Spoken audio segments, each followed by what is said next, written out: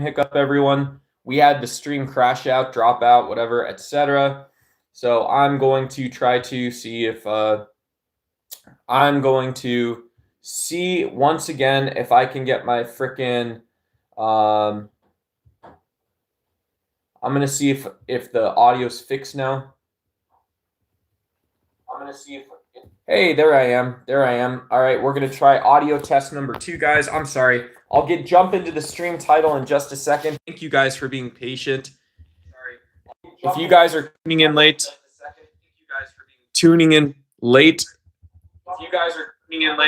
there we go. Cool. Hey, we are back. We have audio, guys. I'm so sorry about stream hiccup. It happened. Nothing would work. The skies wouldn't open. So yeah, my name's Nathan Duck. We have a non-sponsored video, but of course we got Ghost with 7-Up. You know, I got a little rizzed myself this morning. Figured, hey, why not? Let's go ease into the day. Maybe just say what's up to some of you guys. What's up to Ducks Y subscribers? You guys, folks out there and the whatnot. And yeah. The title or topic of today's stream is Trump ratcheting up war support. And this is just noticing not explicitly what everyone said over the last couple of days, but just the general sort of theme or trend line. It would be rational, maybe, and all for someone in Iran to maybe start asking, like, well, how much actual support does Donald Trump have behind the war effort? Does Donald Trump have the broader support of the American people? Does he have the support of the Congress? And without that, or with that, how much does he actually have in order to throw at them? And so from a position of either pacifism or nonviolence, I would be very hesitant. I would start by saying, well, this is just a metric of what's going to happen. It's not a metric of what should happen or what ought happen. It fails a moral distinction. For folks in the audience, if you have maybe basically any sort of religious affiliation, or you put yourself to your own forms of spirituality, I would also suggest that, yeah, the Trump distinction that he set up is also thereabouts, not very good. Whoops, I was going to set this up.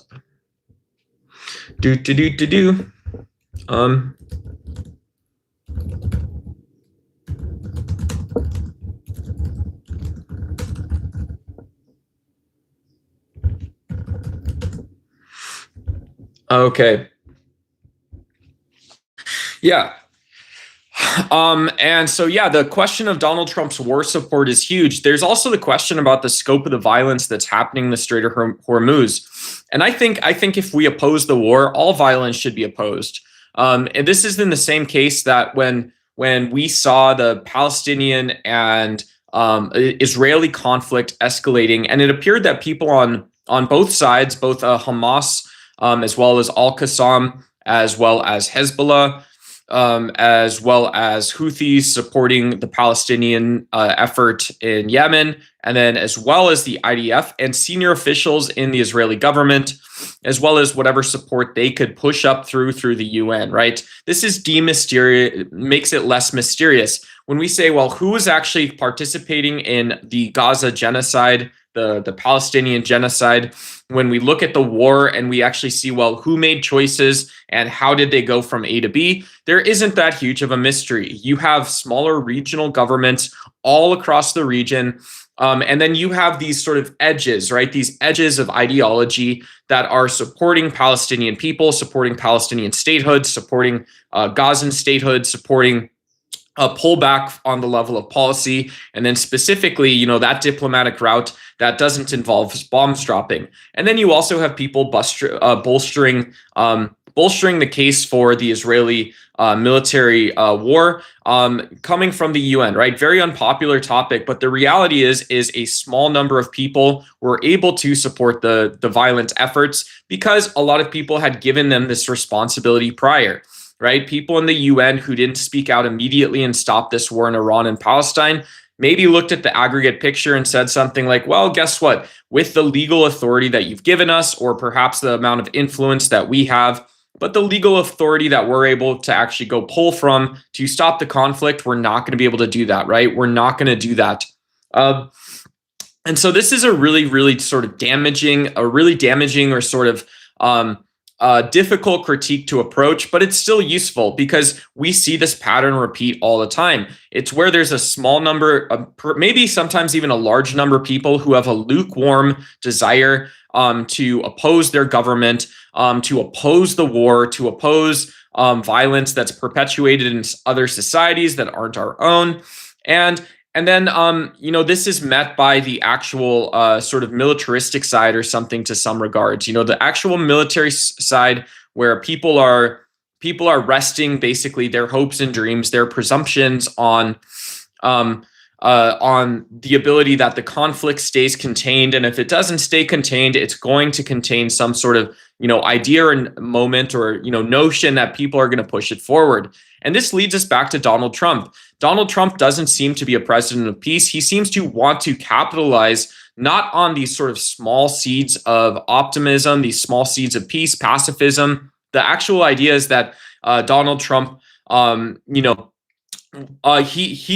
was looking around the world at the reasons to oppose the Gaza Palestinian genocide. Hey, good morning. Top of the morning to you. And so what do you guys think? I don't know. Donald Trump, he does look at the world. He looks around and says, well, there are some people on Twitter and, writing blogs who are opposing the Palestinian Gaza genocide. There are people that were opposing the IDF making choices. There are also people on the same token that were opposing the Houthi rebels becoming engaged with the conflict, Hezbollah starting to posture more so, the inclusion of al-Qassam after the initial attack. There were people that were looking at all of the levers for peace and pushing it forward. And Donald Trump seems to be saying, well, guess what? I wanted the other one. I wanted the weak support from the United Nations. I wanted the lack of legal authority. I wanted the basically just looking at the picture and saying, well, these guys have money as well as weapons, and so they're going to keep funding the conflict. And this is why this is sort of scary, because Iran seems to be having drifted in terms of both pacifism as well as perhaps what's morally allowable once you are a nation state, right? Iran is not a victim. They're a nation state. There are victims in Iranian people who are victims of Donald Trump's aggression. But in Iran, right, you are a nation state. And from my reading, they seem to have also drifted 1 foot just outside the line, basically asking, well, does the U.S. have money? Does the U.S. have weapons? What do they do? Who else will step in and support us? And in geopolitics, some may say this is a sharp position. They may call it a security dilemma. A security dilemma is actually the word you can go Google, where we're seeing that, the level of aggression, someone after the fact is going to say, hey, not enough people have died. It's probably going to be categorized as a war, but don't get me wrong, by 99% of people. Hey, Robert, great to see you. Deep 66060, any Ducks Y subscribers, people new here, shout out to both you guys. Nice to see you. But yeah, after the fact, people in political science, in research, etc., they're going to go look back and say, well, maybe we call this a war. By the book, the textbook definition, what is a war, right? What actually is a war? Is a war something that, it just has it? You have a tank, you've got, somebody says, hey, I'm a big bad man, I want to play army. Hey, happy Mother's Day, underboss, great to see you.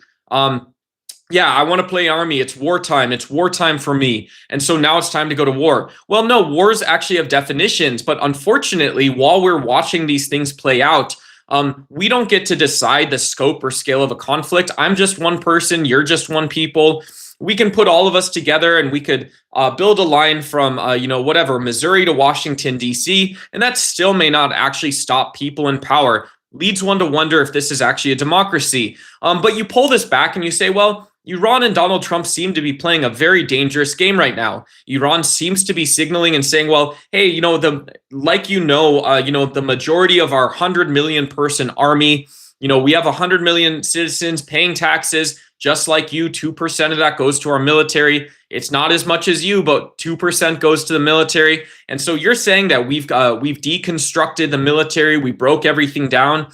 And now it's weird because this has already been really painful for a lot of people. Everyone should see this, that, even after you said you destroyed the nuclear power plant, now there's reports coming out that you didn't. Now that, there were reports coming out that you've disabled the Navy, and that still seems there. You disabled our drones, our launch capabilities, that still seems there. And this seems to be mocking Donald Trump in some sense. Perhaps there's a greater signaling going on, but it also seems to be a teachable moment, guys. Happy Mother's Day to everyone. My name's Nathan Duck. Shout out to your own mother. Hey, shout out to your mother. She raised you. You guys are great. If you have any misconceptions, any tips needed for Mother's Day, shout out to your own mother. Shout out to you. Yeah. Hey, there you go. Clint Torres got the assignment. Yeah, and as idiot of Trump is, he's still a very dangerous person. So back into the topic, yeah, peace to Iran, peace to the Middle East. And seriously, when we see, again, the majority of people saying what is going on, and right above this layer, we have a lot of people looking around and wondering, will you actually do it? Will you actually take that next step and go towards a conflict? Is there enough pressure outside of the conflict to stop it? Is there back channeling going on?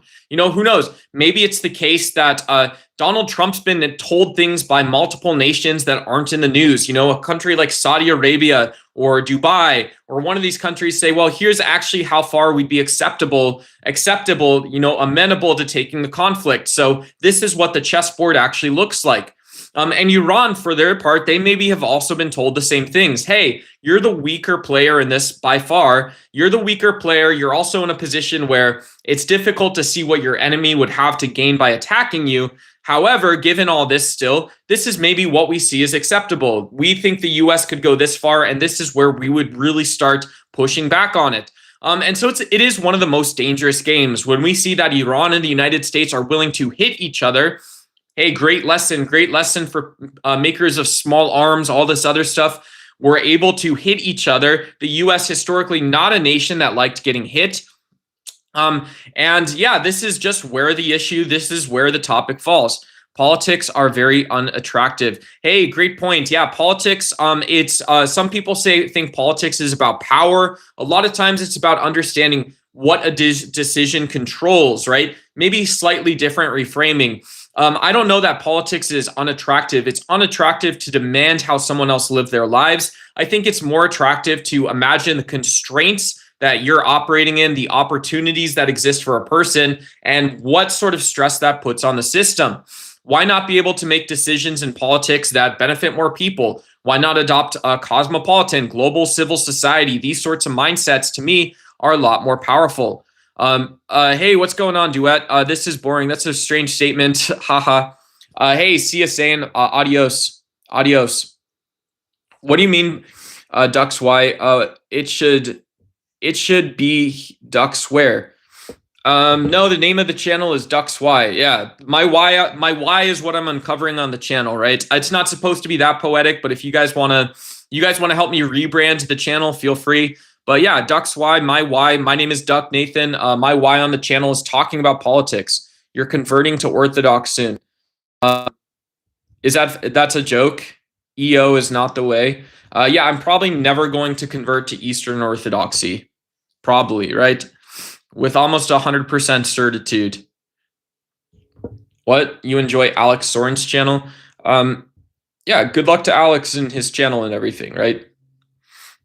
I have very few reasons to be there. The world needs smart people like Israeli people. Cool. You support the violent overthrow of the Shah of Iran and the imposition of Muslim law. Yeah. Prior to that revolution, there was boatloads of violence against Muslims in Iran, right? The Shah was not some he wasn't a daisy rosy carrying sort of leader. There was not tight enough administrative controls or perhaps an ability to be peaceful.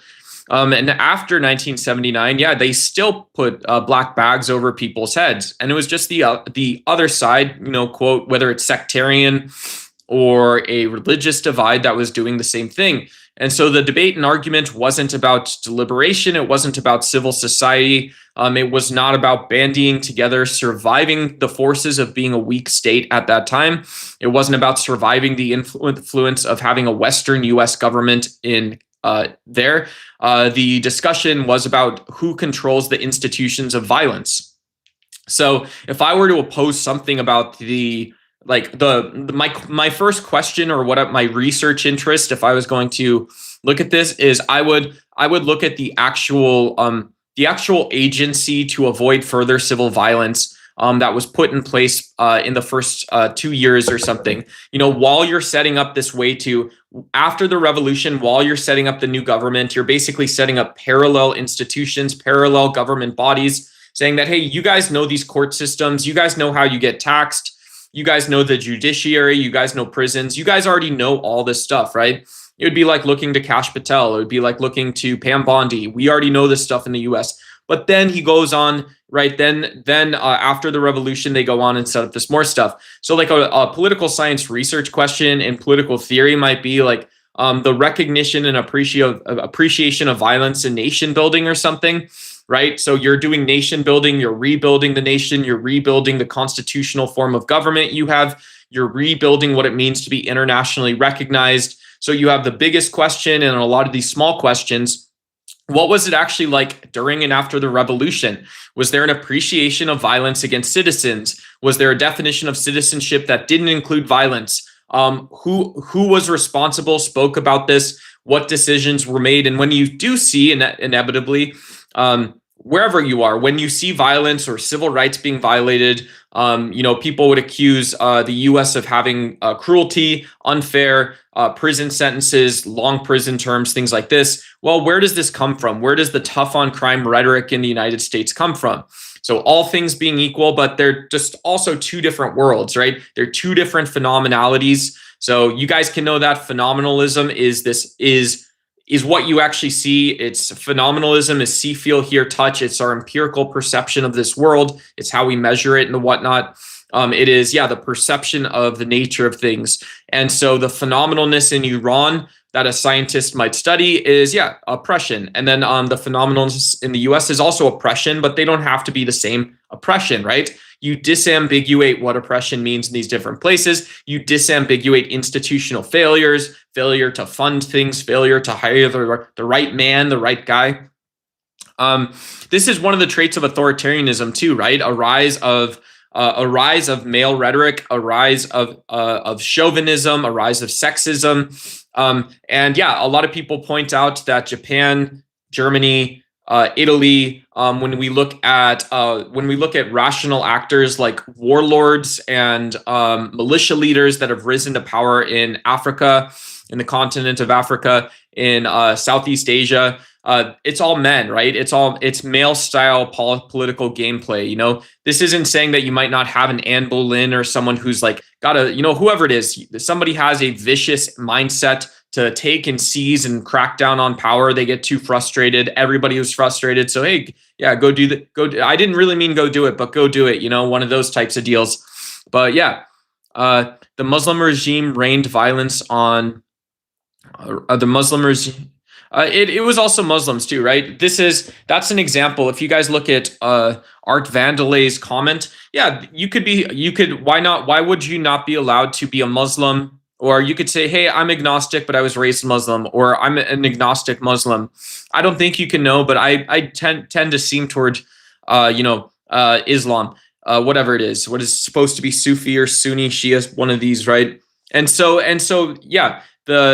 it's not a Muslim regime, right? It's just more, right? It is it's the Iranian internationally recognized government. A Muslim regime is not a thing that's never existed in the world. So I would lose that sort of language if I was me. But also, you go to the hallowed halls of Harvard and they would say, well, there is a statistic. There's probably data, or it would be important data to understand, is this a claimed group of existential atheists, whatever that means? Why are people adopting that identity? Or Christians are like, why are we using these identitarian labels now? And is that a meaningful way to analyze violence that the government pushes out against people?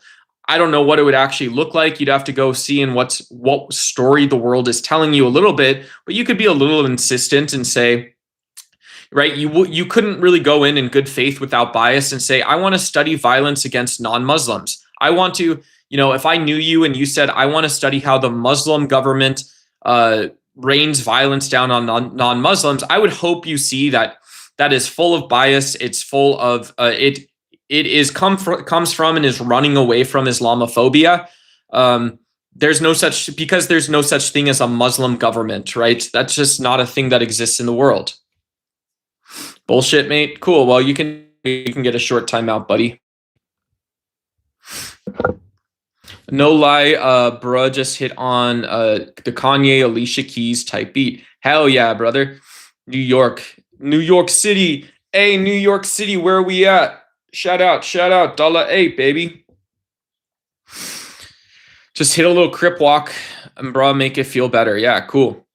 If you make a mistake and do what you want to do it because you do it because it's done. Yeah, hey, Rick Young's got the idea down there. Hey, shout out, bro. Shout out, bro. Yeah, and so people that this is maybe another one of these game theory things, guys. I'm not going to blow your mind too much, but yeah, prisoner's dilemma. Prisoner's dilemma is like this case where you have two people. You think the actual game is about tattletaling on people. You and your buddy get locked up in the clink, and in a prisoner's dilemma game, it's kind of analogous, but yeah. The FBI investigator, they come to both of you guys and they say, well, tattle on your buddy and you get a reduced sentence. Tattle on your buddy and get a reduced sentence. But if you guys both tell, it ends up a lot worse because then they have evidence for both of you guys. They have the whole picture of the crime and they don't need it, right? They don't need you anymore once you both tattletale on each other. So they ask you independently, right? Independence is an important idea in science and empiricism. Independently, they ask each of you to make your choice if you're going to tattletale on yourself and the other person. And the best outcome is for you is one, you talk and they don't. And yeah, and the second best outcome is neither of you talks. And the third worst outcome is you guys both talk, right? So you take a giant risk by tattletaling on your friend because if they do the same, you guys both go away for the rest of your life. Right. And so these prisoners' dilemmas kind of look a little bit like these standoffish, these Mexican standoff situations where it's sort of weird because you're seeking information to talk about the viability of conflict. You're actually, you might say these two amigos are pointing weapons at each other. This is another style of game. You have the tragedy, the commons as well. So there's all these different game scenarios where you can win or lose. And then it's also the case that when we're in these situations and we're saying, well, is this a prisoner's dilemma? And there's state actors trying to give truthful information, ideally in a democratic sense, not producing the optimal outcome, but seeking an actual nonviolent or peaceful resolution. And so it's curious when you have true and false information floating around and people are actually producing this sort of plane where you can have a situation in 2024 where the president of Iran and the president of the United States can basically write hate notes to each other and throw them on paper airplanes saying, hey, well, look, the reality is you're too much of a baby back, whatever, to actually go make a choice. And so are you. So it's kind of a bummer, guys. It's kind of a bummer. I think my devices are monitored. I live prisoner's dilemma, paradox of the downs. Cool. Plea deals need remove. Yeah.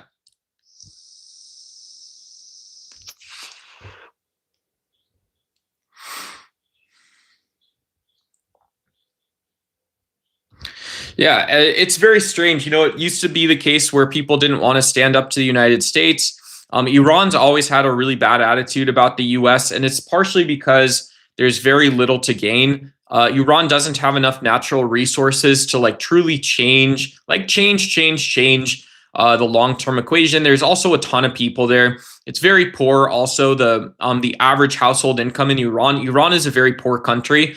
And so it's almost more attractive and it's easier, right, in Trumpian language to say, well, the rich Westerners are attacking this country where it's actually not made up of extremists or terrorists like bin Laden, and you have to explain that to these stupid Americans. But it's also the fact that Iran is made up of 100 million people who you get a free college degree, but guess what? Mom and dad maybe make $800 a year, right? Mom and dad maybe make $1,200 a year. Everybody goes to work just like you. Everybody pays their taxes.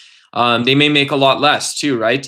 You have a lot of people in Iran who maybe make $400 a year. Can you imagine that? Yeah.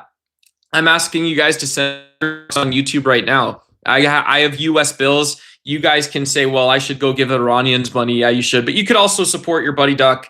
I have U.S. bills, guys. And so if anybody likes to support with Mother's Day gifts, you guys want to hype this stream, hit the like button, subscribe. I appreciate the support, right? Very selfish of me. I feel very bad and selfish now asking other people for money. You know, we know that people have these hard cases, but yeah, this is when we look at the actual prospects of going to war, you would imagine people on both sides who have any working brain cells say, well, this narrative is a lot more powerful. Why wouldn't we ask in the US that if we're consumers, we're producers of energy, we're producers of education, technology, for the last 50 or 100 years, we've been the leader in education. We've made the most educated people in the world. That goes out and makes economic progress, right? Over a decade, you can imagine what it actually means to have 100,000 PhDs being produced, many of them in science, STEM, engineering, many of them in pure academic research. So you have the wealthiest country in the world. And why is it that we make the choice? We either have to or we make the choice. What are the pressures that makes us consume more energy and then go commit violence around the world? You know, this doesn't sound like an empire to me. It sounds like an avoidable, solvable problem in a democracy. So we would think like this. And then you would also think the corollary is, well, Iran could say, well, if one of the big issues, one of the big problems is we don't get support between time period A and time period B. You guys beat us up with tariffs. You prevent us from importing the stuff we need to be successful. You prevent us from exporting the stuff that will then also make us successful. So we have a different rule book, just like a lot of other countries around the world, to be successful.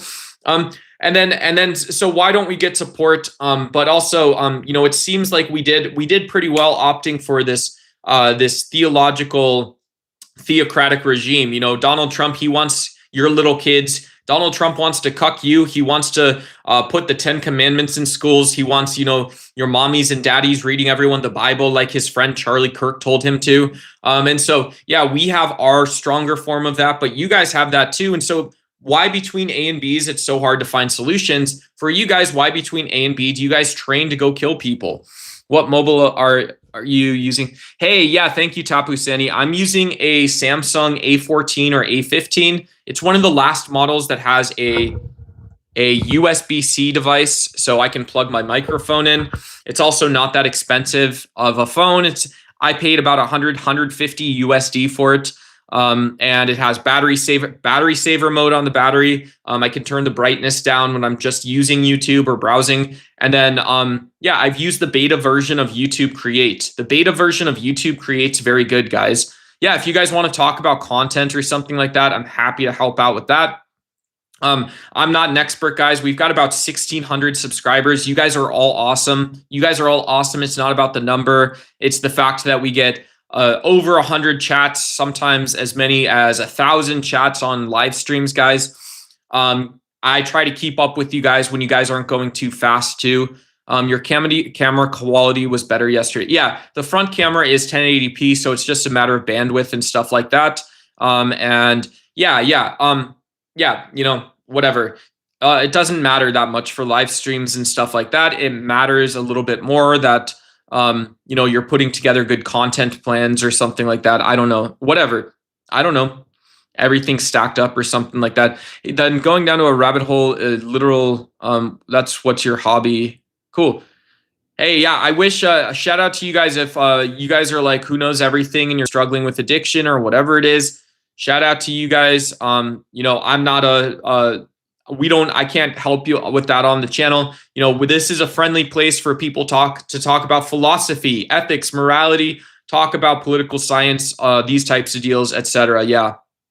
Yeah, content does matter. Yeah, content does matter. Cool. So President Trump is a follower of Christ. Yeah, that's a really strange opinion, right? That has nothing to do with someone who has access to militaries. You know, prior to the 30 Years' War, there were many religious wars. The period coming out of the Enlightenment was full of religious wars when the church was unable to act as a peace broker. And then you have orthodoxy, you have Catholicism in Europe. So you have this connotation that religion is somehow a good thing.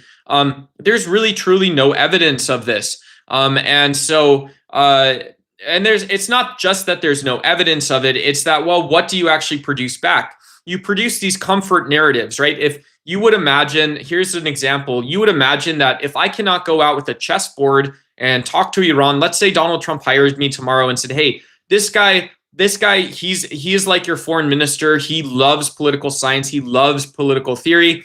He'll dig into the international theory. We're not going to make a big mistake. We're also going to be really ardent and adamant about doing things the right way. And this duck guy is actually going to be a broker for peace for the United States. He doesn't want to spend more bombs. He doesn't want to do any of this stuff. He will, but he doesn't want to. So just go talk to him, sit down with them.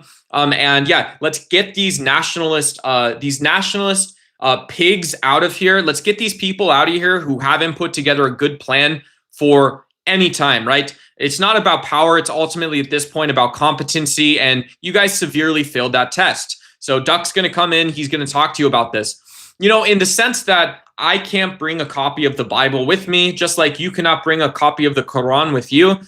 We come to this agreement. We would come to this agreement and say that, well, look, you know, what's happened so far, people in the United States, our power isn't about what we say or do. Our power is that these fucking idiots are going to attribute game theory and a recognition just what it is to have military launchers, like both of us have military launchers, and they're going to, at the end of the day, going to blame Christianity for the peace, right? Christianity has nothing to do with the peace. Donald Trump's 2016 plan was say, become comfortable with the language of the Jews, become comfortable with the language of the Christians, become comfortable with the language of the Arabs, of the Muslims, right? He didn't know that there's all these different violent sects of all these different religions out there. He should have known. He's a president. He should have known before the Abraham Accords went into effect that, yeah, what you're talking about is these assholes who haven't been able to find peace once in their life.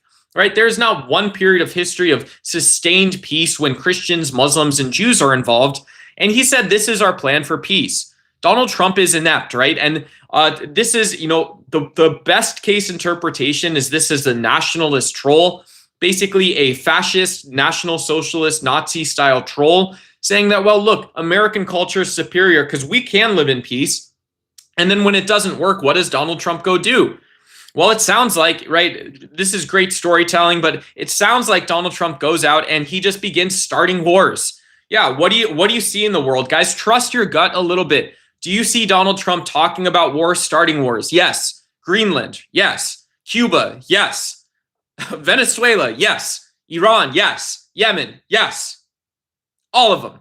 Lebanon, yes. Every single place you can imagine. Does Donald Trump start wars? Yes.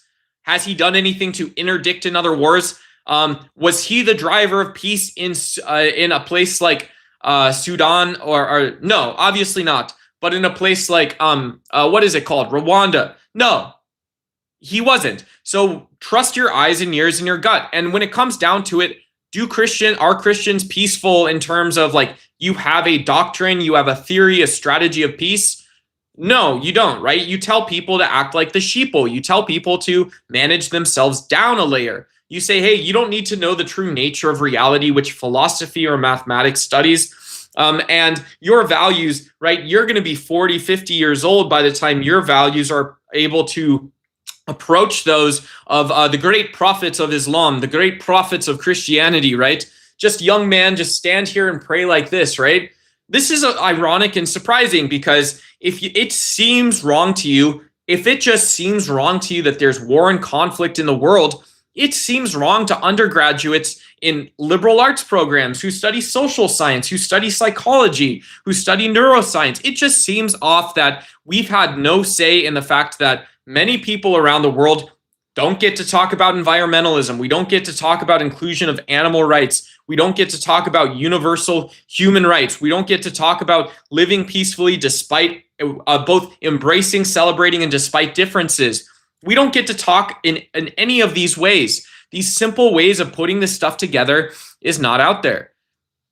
So it's really upsetting, guys. It's really upsetting. Hey, what's going on? For him or against him? Good to see you. Hey, shout out to you. Shout out to you.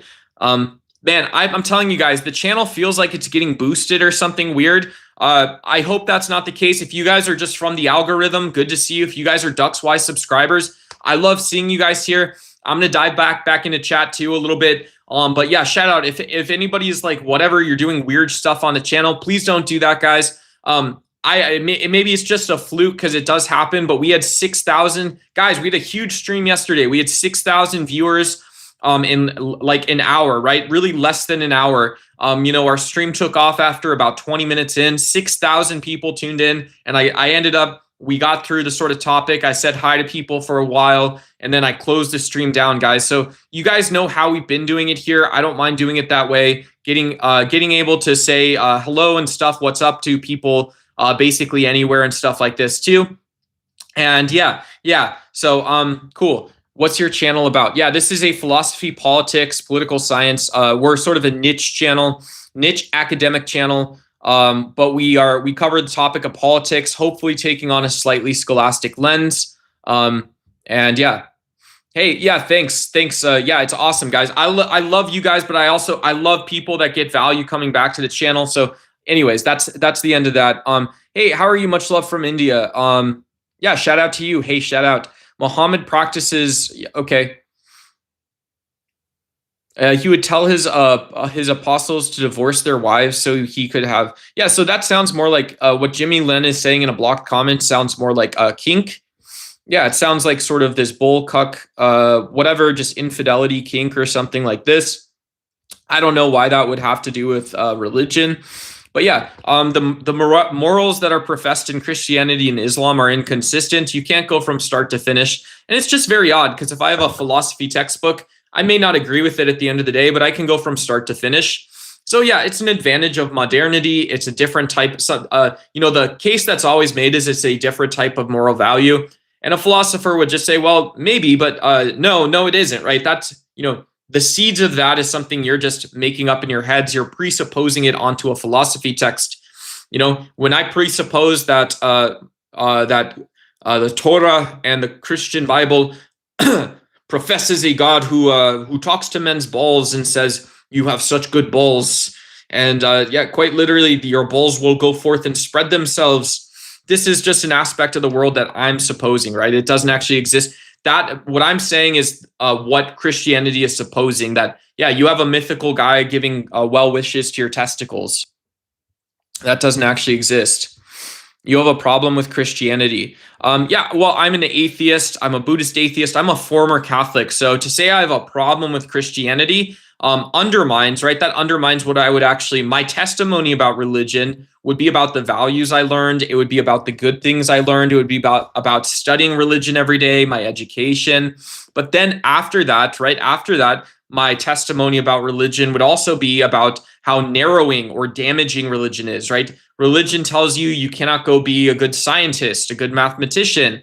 It tells you you have to have hateful opinions about other people, right? It tells you that you're not allowed to take bold actions or be bold, standing up against wars against Muslims or wars against other Christians, right? Christianity is one of the most violent religions ever started. And then it's also based on a fairy tale. It's patriarchal. You don't like hearing this, but yeah, you start in Genesis right at the beginning. A woman is made from man in a supernatural manner after God takes a smoke break. And then he's whispering to your balls. Shortly after, he is telling some magic guy to write these magic laws on a stone tablet in Egypt and leading them out of salvation. So you have a magic man discovering morality after God talks to their balls and he says, now you guys need this. Now you guys really need these 10 commandments. You're going to be free now. But you have become blessed, right? You've become blessed. Never mind the actual phenotype, right? Never mind the actual, like little acids pairing with each other to become acids that build robots, right? It's not about that. It's about something else. Hey, shout out to Zakir. Hey, Zakir, you're not asking for a shout out, but yeah, I recommend you should listen to, I don't know why you would recommend. That's very disrespectful, but yeah, I don't know. So cool. I don't know what they talk about, but I'm probably not going to sit through and listen to an entire sheik. I don't know if that's right. You have the internet, so you should have other sources too, but I don't know why I would listen to a sheik, right? Why do I want to listen to a religious person about anything? If I'm not learning that right now, why would I mean, whatever. I'm not listening to that, not learning it or something. Rahina bin Zaid, Zafia bin Zaid. Cool. Yeah, shout out. Yeah. Not only that according to Bible, God killed more people than Satan. Yeah, God was a very violent guy. Yeah, and so political ideology that's based upon religion is really dangerous and damaging, really dangerous and damaging. And so we see something similar coming out of fascism. Fascism was it was agnostic or atheistic. Fascism from Mussolini said, well, state is God, right? State is God. Adolf Hitler had mythology. Japanese fascism was religious. Yeah. And then, and so one of the reasons why this is remarkable is because it does the same basic thing. It takes individual peoples and put them in a box. And so we could say, well, we could ask what's more common, what's more similar. This is what a social scientist or a political scientist might ask. Someone doing religious studies may ask this question.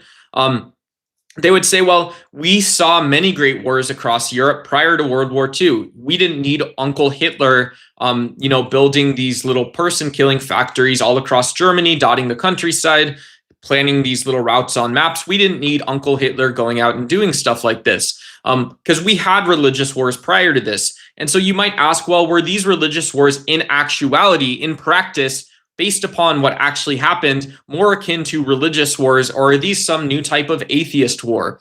Yeah, you have the worst, people love making this argument against atheism, which doesn't make sense, right? And so here's why, though. Here's why is because if you look at needing to depend on power brokers, not actually committing to the process of power brokering. For Germany, it was about energy independence, energy security. Germany was very energy poor compared to everyone else. Germany was very energy poor. The German miracle was a giant pile of shit. It was a bad economy. It was a command economy. It was incapable of adapting itself, and they couldn't get more energy for it, right? So basically Hitler, what he accomplished was getting people out of poverty, and then he was going to get them right back in poverty. He said, I'm selfishly just going to take all the low-hanging fruit, do all the easy stuff, do all the fast stuff. And cool, congrats, there's Germany. Germany couldn't keep up. They couldn't defend what they had either, right? And they couldn't expand out. So they couldn't do anything. So Germany was a shithole. And it always was. The myth or discussion that Hitler somehow fixed Germany is just made up. But anyways, here's the reality is if we look at this war, it was more like the Orthodox and Roman Catholic wars in the century prior, right? Humans fit in these little box. Power brokers are ineffective. There's no diplomacy. And then you have laws on the books that are like religious laws, right? Hitler's laws, Mussolini laws, if anything, they were inspired from religion. You're not allowed to believe or do these things. You either don't have economic or property rights, or whatever other rights you do have are taken away. These things are centralized, and that force or power is pushed elsewhere, right? So you basically turn stuff into male aggression, right? And so yeah, there's a strong case to be made that these wars that were fought, World War II, World War I, look just like religious wars. Hey, shout out to Sweden. I see somebody from the Nordics. Hey, good to see you, bro. This guy, right? Hey, shout out to you. Hey, hard tomato. What up? There's a communism too, though. Male aggression. You get out of here, right? That's what it is. If you have a, perp German pearl, right? You got one of these good Gersten Christian men, kind of absurdist, whatever. But yeah, you got perp German pearl, these guys want to go to war. And so what you do is you take away other people's power and give it back to someone else. It's crazy. It's nonsense, You just say, hey, yeah, if you had it, when you were not arguing about politics, you had a checkers or a chessboard and you played chess or checkers, and then you take that away. And you say, well, now you and actually your own patriarchal community structure cannot go play politics like you once were. And so you're, the community patriarchal structure that was opposing fascism. And this is itself a authoritarian-based patriarchal structure. It's dehumanizing through and through. And you guys just don't really get it all down there. It's crazy to say that this might be religious. Who wants to build a longboard to raid the... Hey, what's going on? Hey, Bad Eye Crazy, good to see you. Yeah, shout out to you. Yeah, should I go deadlift 500 pounds like Hugh Jackman after this video? Maybe I can. I have to go duck. Oh, hey, Missing Mod. I just saw you in there. I'm so sorry. Good to see you. I'm zoning out. I'm in my own world. Hey, missing mod. This stream's brought to you by Ghost featuring 7-Up. 7-Up. When you have 6 ups and you're looking for the 7th, hey, maybe it is a Ghost energy now with beta carotene, beta sin, etc., etc., etc., and whatnot.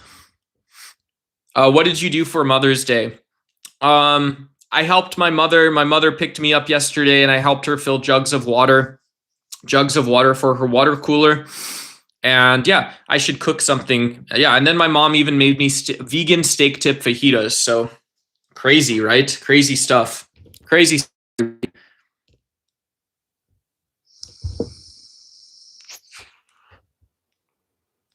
It must take the UK at all costs. Yeah, you know, the UK just had some huge losses towards the Conservative Party. Yeah, I mean, it's crazy. People say, well, we're so broken. We want national values, conservation of values to fix things. And there may be something that's actually right in there. But it's also strange when you don't have the internet, you don't have social safety nets taking care of people, and you don't have anyone in that peer group that's competent to consider and talk about problems. Well, why are you voting for conservatives? Are you basically voting everyone to shut up? If that's not what you're voting for, you're voting for yet another leg of authoritarian and fascistic style governance and overreach, right? You're saying that, well, the connective tissue is stronger here. The connective tissue is stronger for us talking amongst ourselves, and we don't want more taxes. But when that connective tissue is also driving you towards the next leg of geopolitical aggressions, the next leg of xenophobia, of inability to protect people's civil rights domestically, their civil rights. You're not talking about human rights. You're not talking about the political rights in general instilled to people, let alone. So basically you're saying, well, we want to play it out ourselves, but we also want the last layer of society to crumble down before others people step on, you know? And so I'm not unequivocally like saying, hey, vote Kamala Harris, vote Labor, vote Mark Carney. But I am saying, yeah, let's vote in Madam President. I said this shit before Kamala Harris lost the election. Vote in Madam President. Vote in whoever it was, Joe Biden as vice president, right? Vote progressives, vote for tolerance, right? Vote for tolerance, not doing diplomacy, right? I've gone and done dawa, so shout out to you guys all around the world. But I've gone and done dawa before. I've been asked to do counter dawa, right? I've been asked to do counter apologetics, whatever. I'll do either side of it. I don't care. I'm interested in it. It's fun. It's something to do. But yeah, it's something to do, and it's something some people deeply hold. But yeah, I would never say that people doing apologists, people doing dawa, counter dawa, you should go be playing geopolitics. You want to play dress up in the army. You want to go play dress up in the Hague, right? You guys don't want none of that. Get out of here, right? You guys don't want none of that. You guys don't want to take on the authority or burden to research a genocide in Sudan and Rwanda. You don't want to learn about all the king's men and all the king's horses physically grouping themselves up in a circle. This happens before every genocide, and you're in a circle and you decide, well, this is what we're going to go do, right? You have this self-organizing principle, but it's actually always a small group of people planning this stuff. So people don't want this stuff. People don't want this stuff.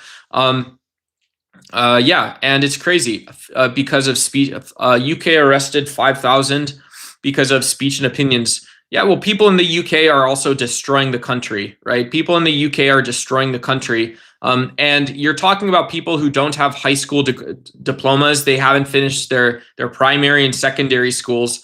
And so you're making a message that is accessible to people without educations. You're making a message that's accessible to people who cannot keep themselves employed long term. They cannot build themselves a career. They're the people Jordan Peterson described as low performers. And we should have support for all people, respect and tolerance. But when those are the same people that are too uneducated to pass a basic second grade exam, truthfully, right? That's about where you've become. And then you're voicing opinions about a nuclearized country, right? Britain has nuclear submarines, right? You're voicing an opinion about this. And it's not just about Brexit. It's not just saying lower taxes now, right? Lower taxes, no regulations. Britons can go where they want. And this is because it's the old way Britons have done it. Well, that wasn't what people were saying back then, right? You can change the message, but if it's the same people and it's the same political wish, more or less, And it used to be, well, white Britons have to do it this way, and now it's well, it's not white Britons, but it is still Britons again, right? Well, Londoners, right? Whoever it is, bully on. I don't know who the fuck you're supposed to be like, but yeah, what would you expect? I would say that it was a group of dumb people who got together and came up with dumb ideas, spread it around tabloid websites, and had fun laughing in the comments. And now what do you get back? Well, you don't get back any of the problem you create. You don't get back conservatism. This is the next trick the devil tries to play, right? And so you could imagine I had a very dumb little brother, and my dumb little brother came up and he said, well, I found out he was stealing my hats or something, right? I have like 3 hats. They're not like they're wearables, but anyways, I find out my little brother is stealing these hats, and then he comes to me and he says, well, hey, I know we got in a fight last week because I was stealing your hats, but I'm an artist now, and I want to show you the art projects I'm doing. And he shows me he's got all the hats he stole hung up in the room. I would say, well, hey, look, asshole, you're still a thief. You're still stealing my hats. The fact that you're calling yourself an artist now doesn't change the fact that you just stole from me. And so this seems like the referendum election that just happened in the UK. To me, it's saying, well, we're not white supremacists. We're not white nationalists. We're not dictating how the world's economies work. We're not glossing over the fact that Britain is one of the most wealthy and abundance producing nations. The poorest person in the UK can still go visit the fanciest museums, fanciest luxury shopping districts in the world. We're not taking reality into account, right? This is not what Londoners and people in the UK are saying. They're saying, well, look, we're not white supremacists. We're just Britain supremacists now, right? We're just a different form of the same. And the problem is when people minimize and don't see the sort of scale and scope of that problem, right? What you don't get back, that, you're acting like Jeffrey Dahmer. You're basically subjective. You're basically making heroes out of people that, again, very stupid people like Charlie Kirk. Charlie Kirk was very uneducated, very stupid. You're duplicating Hitler's path. You're building a giant pile of shit, and you're going to blame other people when it doesn't work. So you blame other people for not having your own shitty economy. You blame other people for not having your own laws. And then when you get to the pile of shit and it's done and it doesn't do what you think it does, then you blame other people, right? Because there was never causation in the first place. There was never empirical scientific reality. There was never a reason to ask. There was never scientific inquiry in the first place. No, not right. Childish rhetoric. Well, Lily, go get a college textbook, right? Go get a college textbook. Even without a textbook, start attributing causes to fundamental, foundational, psychological, relational group drivers, right? What is the structure of society? Is there a structure to society? Are we talking about social class? Are we talking about political economy, about trade? Are we talking about energy? Are we taking energy to mean something about resource richness? Are we taking it to be about defense spending? Are we taking about the ability to project power? Is that the reason that people like countries like the UK or the United States or Canada are actually going out and doing things like this? You are the one who celebrates. Lily is the one who likes to emphasize words that have nothing to do with her argument but support Lily, right? So you're talking about the opposite. Focus on abstract rhetoric. Abstract rhetoric. No, but you should be the one, again, if you're not able to drive the conversation forward, Lily, why would it not be you are the one that is suggesting something that is not just offensive to a lot of people, right? You're not saying that, well, there's a world that's too scary for you to actually address and live within. You're saying that there is no such world where we can have a conversation. There's no such world for Lily. And so I would apologize to you. I don't know what your opinions about the world are. But again, that's the sort of right scope might be closer to like Chelsea FC versus something else. You're using rhetoric to jump over. This is all completely generic. I'm going to time you out, Lily, in a second here. I apologize. You're going to have to go in a second. Fast talking liberal schmuck. Yeah. Ralph, I don't know what you're talking about. If you want me to slow down and speak more slowly, tell me what I should slow down and talk about. What's the purpose of the live stream? What's your message? Well, you can listen. You can go check out this. What's the stream description? What's the stream description? Train stalkers. Did you check that out? You didn't? You didn't?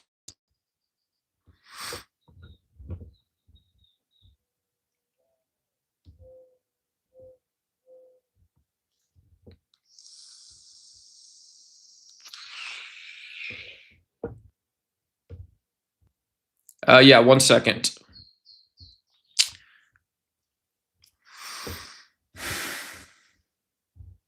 We're just doing little timeouts, guys, because you guys are listening to me, right? You guys are fueling my celebrity or something. I can't see the description. Yeah, if you check there shouldn't be a description. There should be a stream title or something at least, whatever. You smoking too? Cool. Thank you. Yeah, I appreciate you. What's up? What's up? Yeah, if you guys have any suggestions too, you guys can see I have a red super chat goal. If you guys have any suggestions for videos, yeah, small things. A like button is free. Hype the stream. If you guys have YouTube jewels, that helps me up in the algorithm. I don't know if it actually does, but it does. It makes it a lot of fun for me too.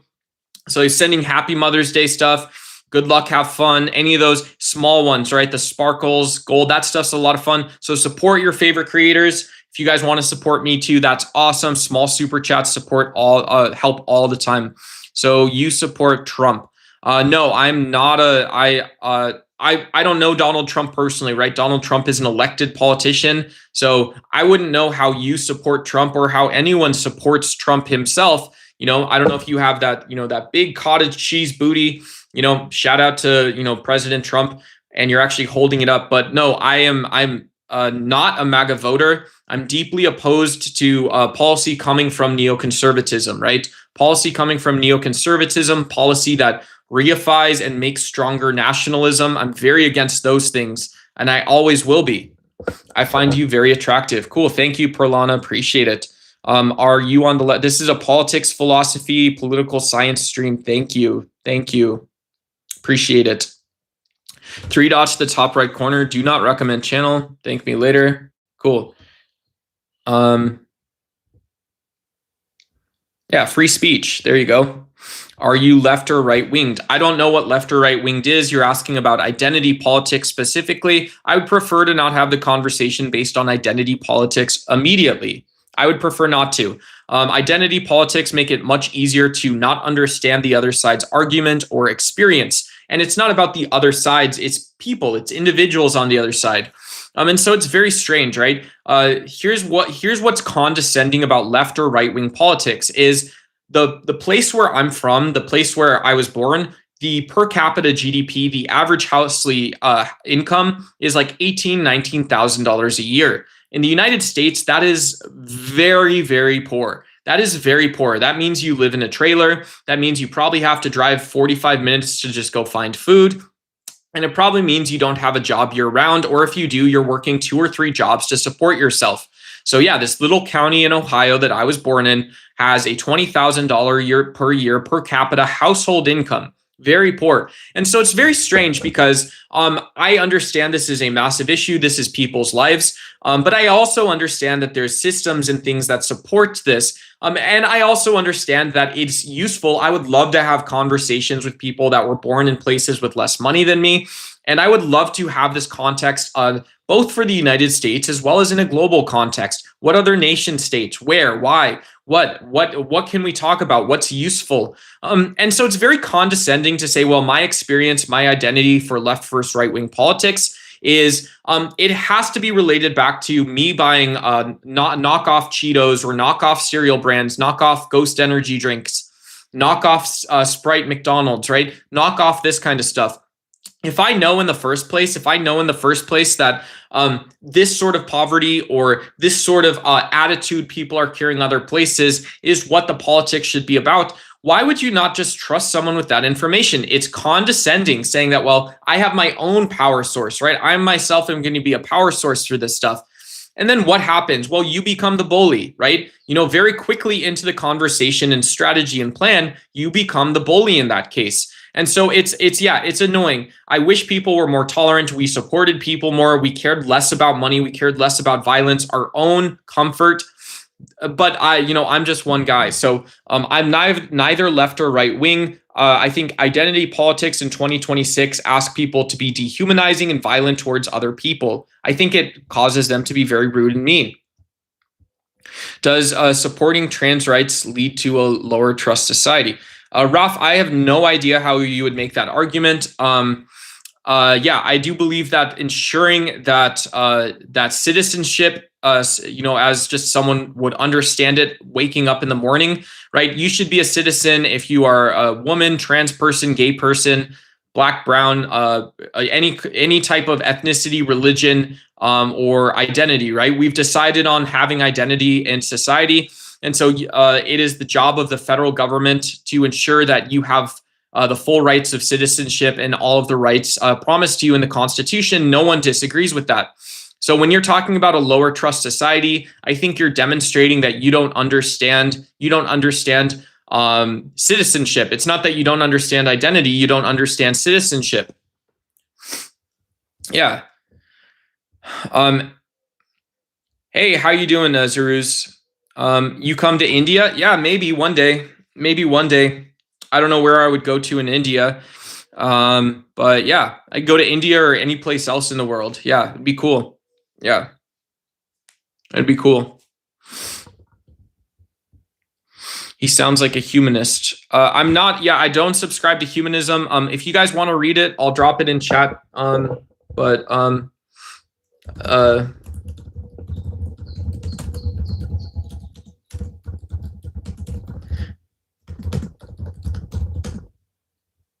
This was one of the books that introduced humanism. It's not exhaustive, but yeah, humanism, I think it's a cool idea, but it's an old idea, right? There's a lot of humanists online. You'll find people in atheist, Christian, Muslim circles talking about humanism. And yeah, it's good to know. It's cool to know where empirical positivism, where positivism came from. People said that you could rest a worldview or belief on this idea that you just observe what the world is like, and then you have to draw conclusions from it. So maybe that's right. It sort of flies in the face of perennial types of thinking like Zoroastrianism and others, like Christianity, Islam. But yeah, that's where it came from. I think the book is overblown. It loses the thread. It can be overly optimistic thinking. Some of the conclusions are not supported, right? This is different than being like an angry person saying, well, screw these atheists, right? Screw these gosh dang atheists or Christians, right? Because I am an atheist like Auguste Comte. I do have the same sort of irrational, spiritualized beliefs as he did, whether he wanted you to believe what he did or not. But yeah, just saying that it doesn't rest upon anything at the end of it is just saying, well, it was also written in the 19th century. This guy's painful to talk to. Just move on. Hey, thanks, Colin Sellers. Our GDP, yeah. Winty is right. Yeah, the relative efficiencies, the circularity of certain dollars and cents is strange. So, in the United States, a big difference is dollars circulate through our economy very quickly because we are energy rich. We're also importers and exporters of products. So, you might get $1,000. If I get that same $1,000 and I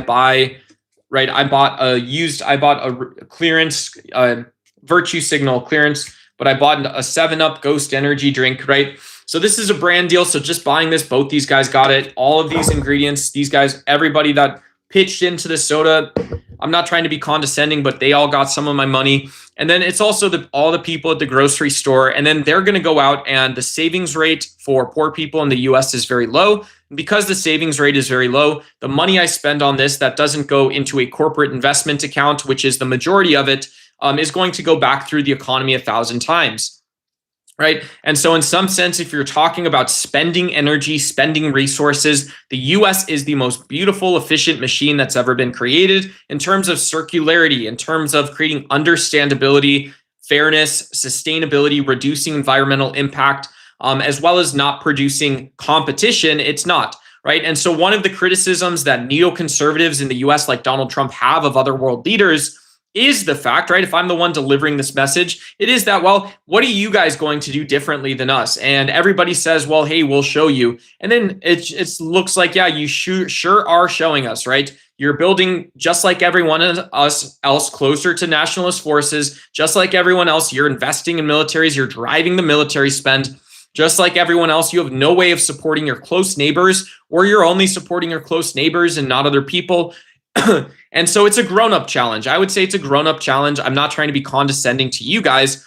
But yeah, low per capita GDP is not like your fault. It's not blaming someone else, obviously. And the other side of it as well is that, yeah, the US economy produces injustice all over the world. It makes zero sense to not describe, right? If people are going to focus on, you're not doing this at all, right? But there are people that will focus on psychology or identity, personhood, citizenship status, these types of things. And it occurs in the United States too. That's not useful to me for global civil society, but I don't know. I could be totally wrong about all of that. I'm scrolling down a bit. I appreciate all you guys being here. When you guys say stuff that you really care about, I really care about reading it as well. Yeah, it's a big live stream. Thanks everyone for being here. I appreciate you guys all being respectful. Shout out to you guys. Allowing men to get pregnant and promoting the idea that men can get pregnant is another toilet idea that leads to low trust society. Yeah, you seem like you're very interested in this trans issue, which is weird because it seems like you have a very low level of education on the topic. You've brought up a couple different ideas about the politics of transgenderism, either in relation to LGBTQIA plus, in relation to maybe intersectionality, sort of having an emotional appreciation or recognition of it as well, maybe in relationship to other social theories, group theories, also maybe just in relationship to how liberal democracies work, right? You know, what gets said at the end of the day, if that's you. But yeah, what helps you sort of, you know, whatever. So, yeah, I don't know. Hey, Mario, no need to get angry. Somebody says, hey, I'm sorry. I don't mean to get angry. You guys don't need to get angry either. I believe in a God. I consider myself a Christian. This is from Dorito Chip. Hey, shout out Doritos. I believe in God. I consider myself a Christian, but I don't fully go by the book and go to church. I believe a lot of people who go are fake. Yeah, what do you guys think? It's Sunday, right? We should be doing a fake Sunday school. Can you guys learn and explore the reason you believe in God, either just in the Bible or in yogic text, dharmic texts in the Dhamma? Can you explore this through Zoroastrian writings, Illuminationism? Can you explore it in the Quran Surah, in the Torah? Can you explore it just at home? Can you just explore it when you pour a cup of coffee? You guys get an energy drink. Which one is it, guys? Which one is it? And so it's very interesting, right? It's fascinating. Yeah, to me, I think I don't discount others' faith-based beliefs. Actually, even though I am an atheist, pretty strong about it, pretty insistent about it. But the reason I don't discount other people's beliefs is because I know I can say something like, well, it starts in my brain, but I don't actually know where it goes, right? I'm agnostic about my irrationality and what the belief might mean, what the belief can be about. And so shout out to you guys who on Sunday, on Mother's Day, on your Mother's Day are exploring ways to be great participants in the society and all this other stuff. Wow, shout out to all those American flags. I see we got some America support out there. Shout out to you guys. Yeah, shout out to people in the US. Shout out to people all over the world. Great to see everyone. Great to see everyone.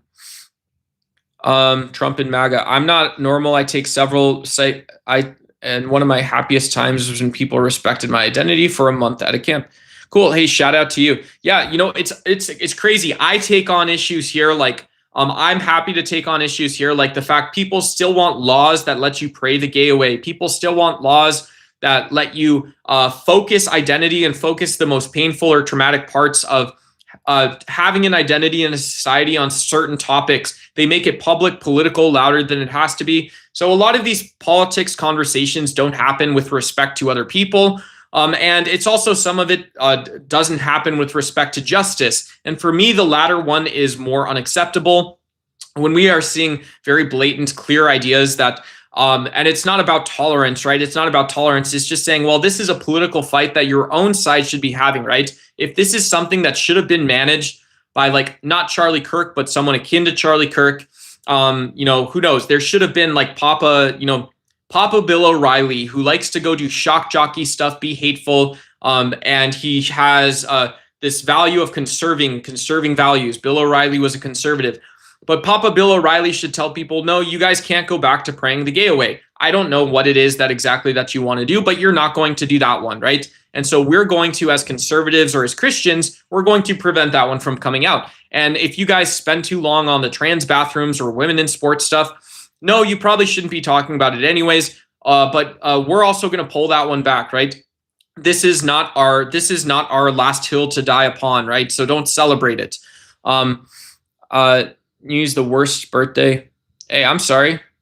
I have no idea what's going on, guys. Yeah, this is a lot of people here for our channel, for our live stream. So welcome to DuxY. If you guys want, if you like politics, philosophy, feel free to hit the like button. I mentioned this earlier. If I don't know if somebody found me on a different website. And yeah, if you guys are just here to talk about politics, philosophy, you guys are not bot accounts or something, please stay here. If you guys are, please don't try to support non-organic growth, guys. If you guys are here because you like scholastic political science, politics, religion, discussion, debates, hanging out, making jokes together, right? We are kind of a performance-based comedy channel. We take on serious issues. And yeah, guys, go check out my latest video as well. My latest video, if you guys have creators points, hype it, like it if you like the content. And I'm considering doing more longer form videos. So that's how you guys can support me right now. Supporting some of the stuff I put out, giving me feedback on that. And also shout out to all of you guys here. Shout out to everyone here. Homie, I passed the first grade though. Cool. Says the guy who's spouting nonsense. Observational comment. I imagine you lost him 3 seconds in your response. Yeah. I'm gonna scroll down a little bit, guys. Do I like tacos? Hey, what's up, Metalborn? Yeah, I had vegan fajitas yesterday. I'm a vegan, so it's hard to find vegan tacos out in the world. But yeah, there's a couple ways. Tofu sofritas is one of the most popular. Vegetable, plain vegetable, imitation meat, bean and rice and tacos, of course. So yeah, who doesn't like tacos? I'm in Arizona as well, so lots of good Mexican food out here too. Hello, fellow Trump voter. Yeah, hey Rick, what's going on? Yeah, I mean, I don't know why for you Trump voting it sounds like it was a very heavy thing because that's how you're greeting yourself, introducing yourself, or it's not, it's just something you go do, something like that. And so cool. I would never vote for a MAGA Republican politician ever again in my life. Yeah, I would never vote for a MAGA Republican politician. How do you know if someone's a vegan? They will tell you. Yeah, very funny, Brian. Very funny stuff. I'm looking for vegan dressers for my coworker. What do you like? Vegan desserts. Oh, vegan desserts. Yeah. If you can find vegan macaroons, it depends what you're trying to do, right? Vegan Ben and Jerry's. There's vegan ice cream in the ice cream section. Strawberries, fruit, I guess, or something. You can also, if you are looking to make stuff, there's very good vegan chocolate bars at the grocery store. And so, yeah, those are for the CPG, for like the consumer packaged goods version. Yeah, I would say that, I would buy some probably dark chocolate or something like that and put together a little dessert. I don't know, something like that, I guess. Trump is the worst. Yeah, Trump is the worst president in the past 50 years. Cool.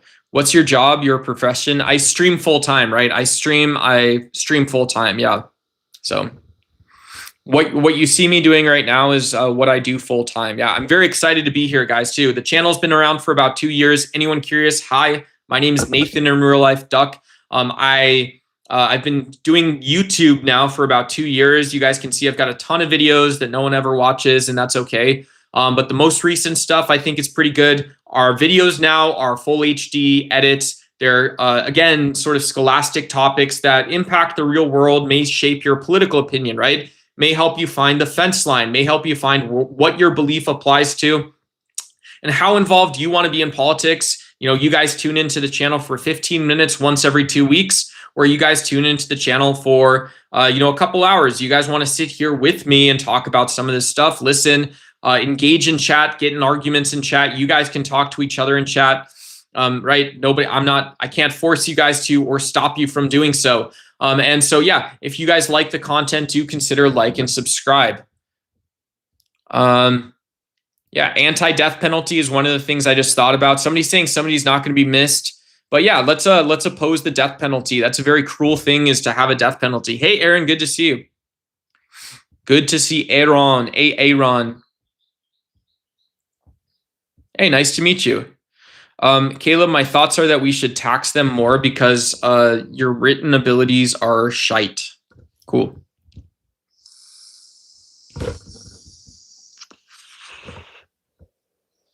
What's going on? Magathy's here too. Magathy recently subscribed in the last couple of days, so a lot of gratitude. Thank you to you. Thank you to you as well, guys. Yeah, and this is like I mentioned, this is my full-time job, guys. We are monetized here. I don't, $1 to $2 super chats. Literally, if you guys are like me, my bills are in USD. I support any way to hype the stream, any way you guys want to support, ask a question, super chat me, whatever. I really deeply appreciate that, guys. We hugely take Aussie bucks, Canuck bucks, Euro dollars, all that kind of stuff, US dollars. And yeah, from anywhere, I'm always grateful for any support. Go support your favorite content creators. It's not easy. So shout out to you guys. Huge shout out to all of you guys. And yeah, small super chats a couple times a week or whatever, that stuff. If you guys consider that, sending one super chat a month, once every couple months, whatever it is, that stuff helps enormously. You guys can also become channel members. We have memberships, so if you guys want to check those out, hey, you're part of the duck pond. Hey, yo, you got a duck migration badge. So that's a great way to sort of be a Patreon, to be a backer for me as well. Yeah, and we'll figure that out. Aaron's blowing smoke up my own butt, saying I'm informed, and so I'm going to continue to work on strategies and topics and ways that I can stay abreast of current discussions happening on the world stage, current politics that are happening on the domestic level, the cultural implications and the whatnot. Oh, thank you so much. Hey, Andy Lima, thank you so much, dude. Andy Lima dropping the huge blue $1. Thanks, brother. I appreciate that. I appreciate seeing that coming through, man. Yeah, death by shooting squad. So Donald Trump just tried to re-implement in the U.S. a firing squad for federal crimes. That's a huge negatory, right? That's a huge negatory from me and from a lot of people. But a lot of people say, well, what society hears that you are going to punish people by death, right? What sounds like it's cruel and unusual to promise someone that we're going to go get you in a couple years. And this is okay, right? It's the same crime you committed, but now you're on our terms.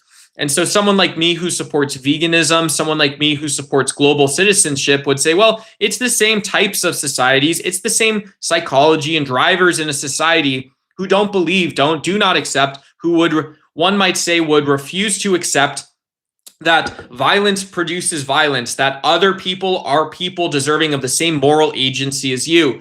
And when we say moral agency and citizenship are different, but they sit alongside each other, they're like these pancakes pushing into one another, right? And a lot of my own favorite commentators on the right, people like Cam Higby, or people like who knows, Andrew Wilson.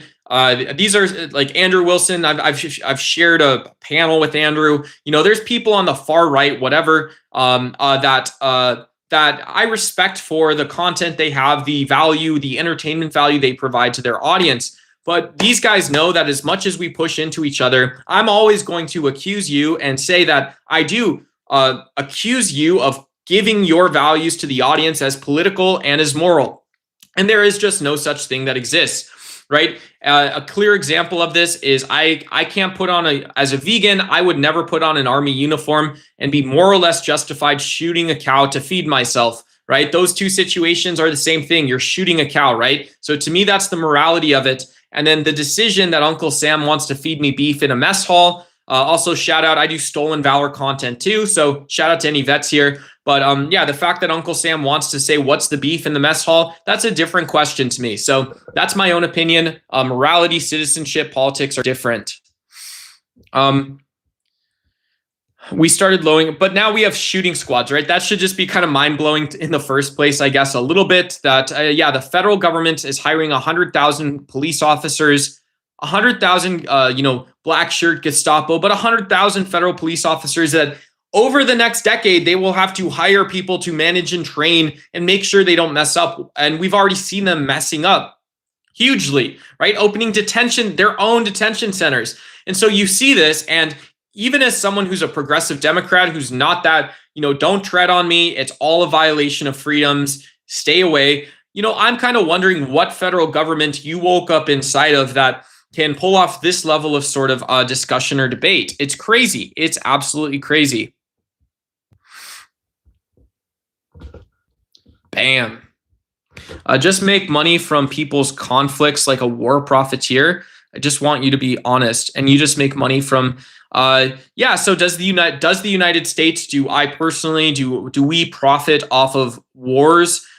Maybe, right? In the US, you would say it's both things, right? To act like we don't have CIA spooks in every resource producing country. And then outside of that, we also have formal levers of diplomacy. Why is that? Well, if you make a little like Digimon pet or you make TCG, you want to go sell it in the United States. And so where do you make the most money? How do you make any money at all? Well, you sell it in the United States. Otherwise, what happens? Well, in the case of Korea, they found out a while ago, you just don't make any money. So you have to go sell your most expensive durable products, things like automobiles and grocery stuff. You have to go sell it to the US. The world is obviously changing, but the fact that this is also supported by violence doesn't account for every political voice. And those voices, right? This is the crazy part is like, let's just say you live in a slum someplace around the world. If you're living in a slum, and that is the political recognition of what your neighborhood is a slum.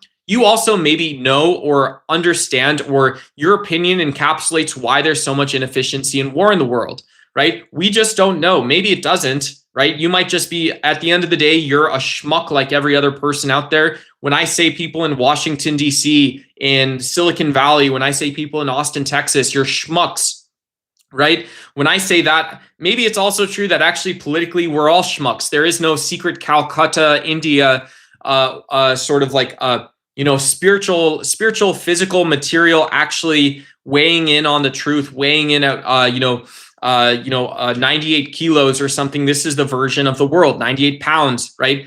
This is the version of the world. But a lot of people do recognize that. So I do. In terms of exploitation, I believe there's exploitation. I believe, as from a political science perspective, I believe that there are both equal sum and zero sum drivers of both competition of that as well. Right? There's no need that everything always falls off and it's always about someone else. Welcome to Texas, baby. I'm in Arizona. Shout out to you guys. And you just make money from people's conflicts like a war profiteer. I already answered. So same question. Yeah, that is a question that's worth asking twice. But I don't know. Hey, Gavin. Yeah, I can see you, Gavin. You're here. I don't think Duck's upbringing was as much like Destiny's as it could have been. Yeah, I don't really share much about my personal life. Other people do. And so, yeah, as much as I want to, I'd love to get to know you guys all better, but I just don't do that all that much. Why do you think there's a political alliance between far-right Muslims, fundamentalists, and the popular left in the United States while their values are diametrically opposed? I don't know. When you're talking about Orthodox Muslims, orthodoxy, you'd have to point out specific relationships. I'm still unaware of people who support pluralism, right? And so this is like one person like Ilhan Omar, who maybe talks about pluralism. She's also voting. She's also taking the war votes and energy votes, right? She's still got to do the rest of Congress stuff, and she knows it, right? So one way or another, 88% of her job is 88% of her job. It doesn't change it. It's just 88% of her job, right? So you're going to be on repeat in the US, and one person's not going to be able to come down and change all that. And so, when you're saying there is a scary allegiance or alliance, they're exporting, they moved the Muslims to North Africa, right? Classic Islamophobia. Yeah. They're all over Paris, France, and all over all of these places, and, it's not that you have to be careful, but it is the politicization of Islam that we're concerned with. It's a bunch of bullshit, right? It's a bunch of hate-based rhetoric. And so, yeah. I think when I think in terms of any types of orthodoxy, I think you're not producing political opinions that are modern. You're not going to be as big of a participant.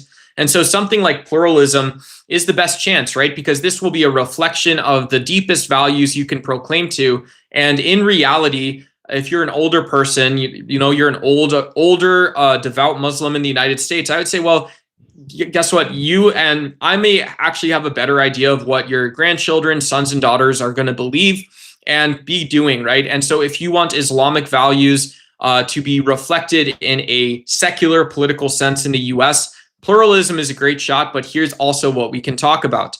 And so I don't know of a collectivist movement that's saying we're one big happy family. I don't know of a collectivist movement that's relevant outside of Mamdani's New York City vote. And a lot of people should be skeptical moving forward. I'm going to get Rains. Thank you for the question. I'm going to give you a quick timeout just to clear some of the messages off the screen. And you'll be back in just a couple minutes here. Thank you. Sorry.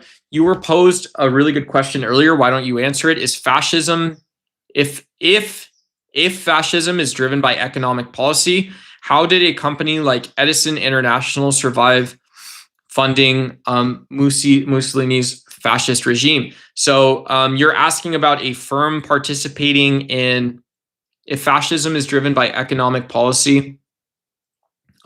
Yeah, I don't know how to answer that. You may know more than me about that Christos jurisprudence. I don't know. So you're asking, yeah, a very specific question. So if fascism, it's curious, right? So Hitler actually took power. If you want the reality, Hitler first took power by getting himself arrested, right? The first thing Hitler did was go on a violent march and try a mini coup, and he was arrested by the German government and put in jail.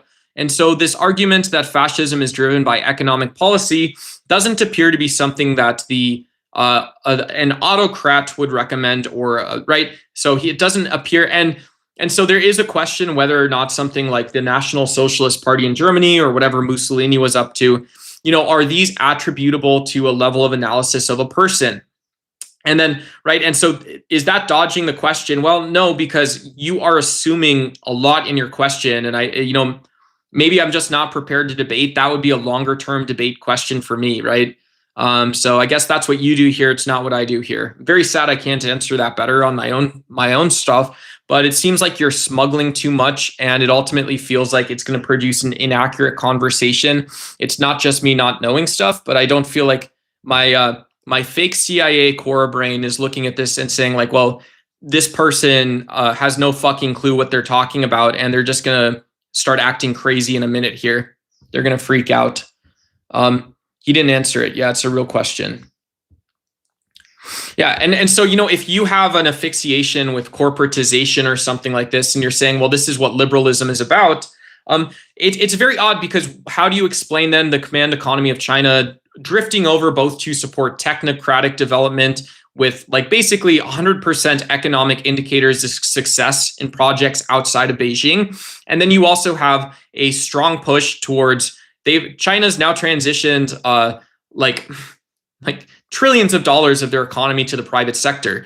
And so it's very strange when you see that, when you see a central command economy moving toward liberalism, to say that, well, fascism or any ideologically driven, like an ideology is supported by corporates, by economics. I don't understand that. So it's economic thinking, but it's not about what it's actually doing. It's down a layer. How do you actually justify it being here, but being taught? Yeah. And so this is just me waxing into this question. But if you see from the way I would look at it, and my first question, now that I sort of understand what you're asking, is everybody's talking about fascism. Everybody's talking about people being the state. Everybody's talking about the bad guys and the good guys. Everybody's talking about how hard it is. And so geopolitics is recontextualized in state rhetoric. And so, but you want to say it's corporations, right? You want to say it's what people aren't just saying and doing exactly what they're doing, right? And so why in any world is that the case? I would want to read a paper. If you have a link or something, post it to me. I'm going to scroll down a bit, guys. Gunny, that isn't political language. It's more like rhetoric language, gauge to manipulate and win. Cool. Let's do that.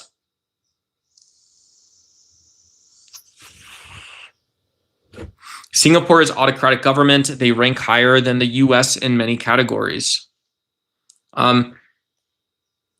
Yeah, Singapore's response to C-19 was a lot better than the US. But Singapore also, like a couple months ago, instituted physical violence and stuff like this too. Yeah, they reinstituted corporal punishment, caning. It looks really brutal too, right? You can go. I wouldn't recommend it, but one of the videos that I saw that was just talking about the policy choice showed like the guy holding the cane thing. It looks really painful, right? You're beating the shit out of somebody. So Singapore is like a really, who knows, characteristic nanny state that's spun out of like delayed industrial economies. You also have two hegemonic powers, basically close to it, right? You've got two superpowers, India and China, right by you.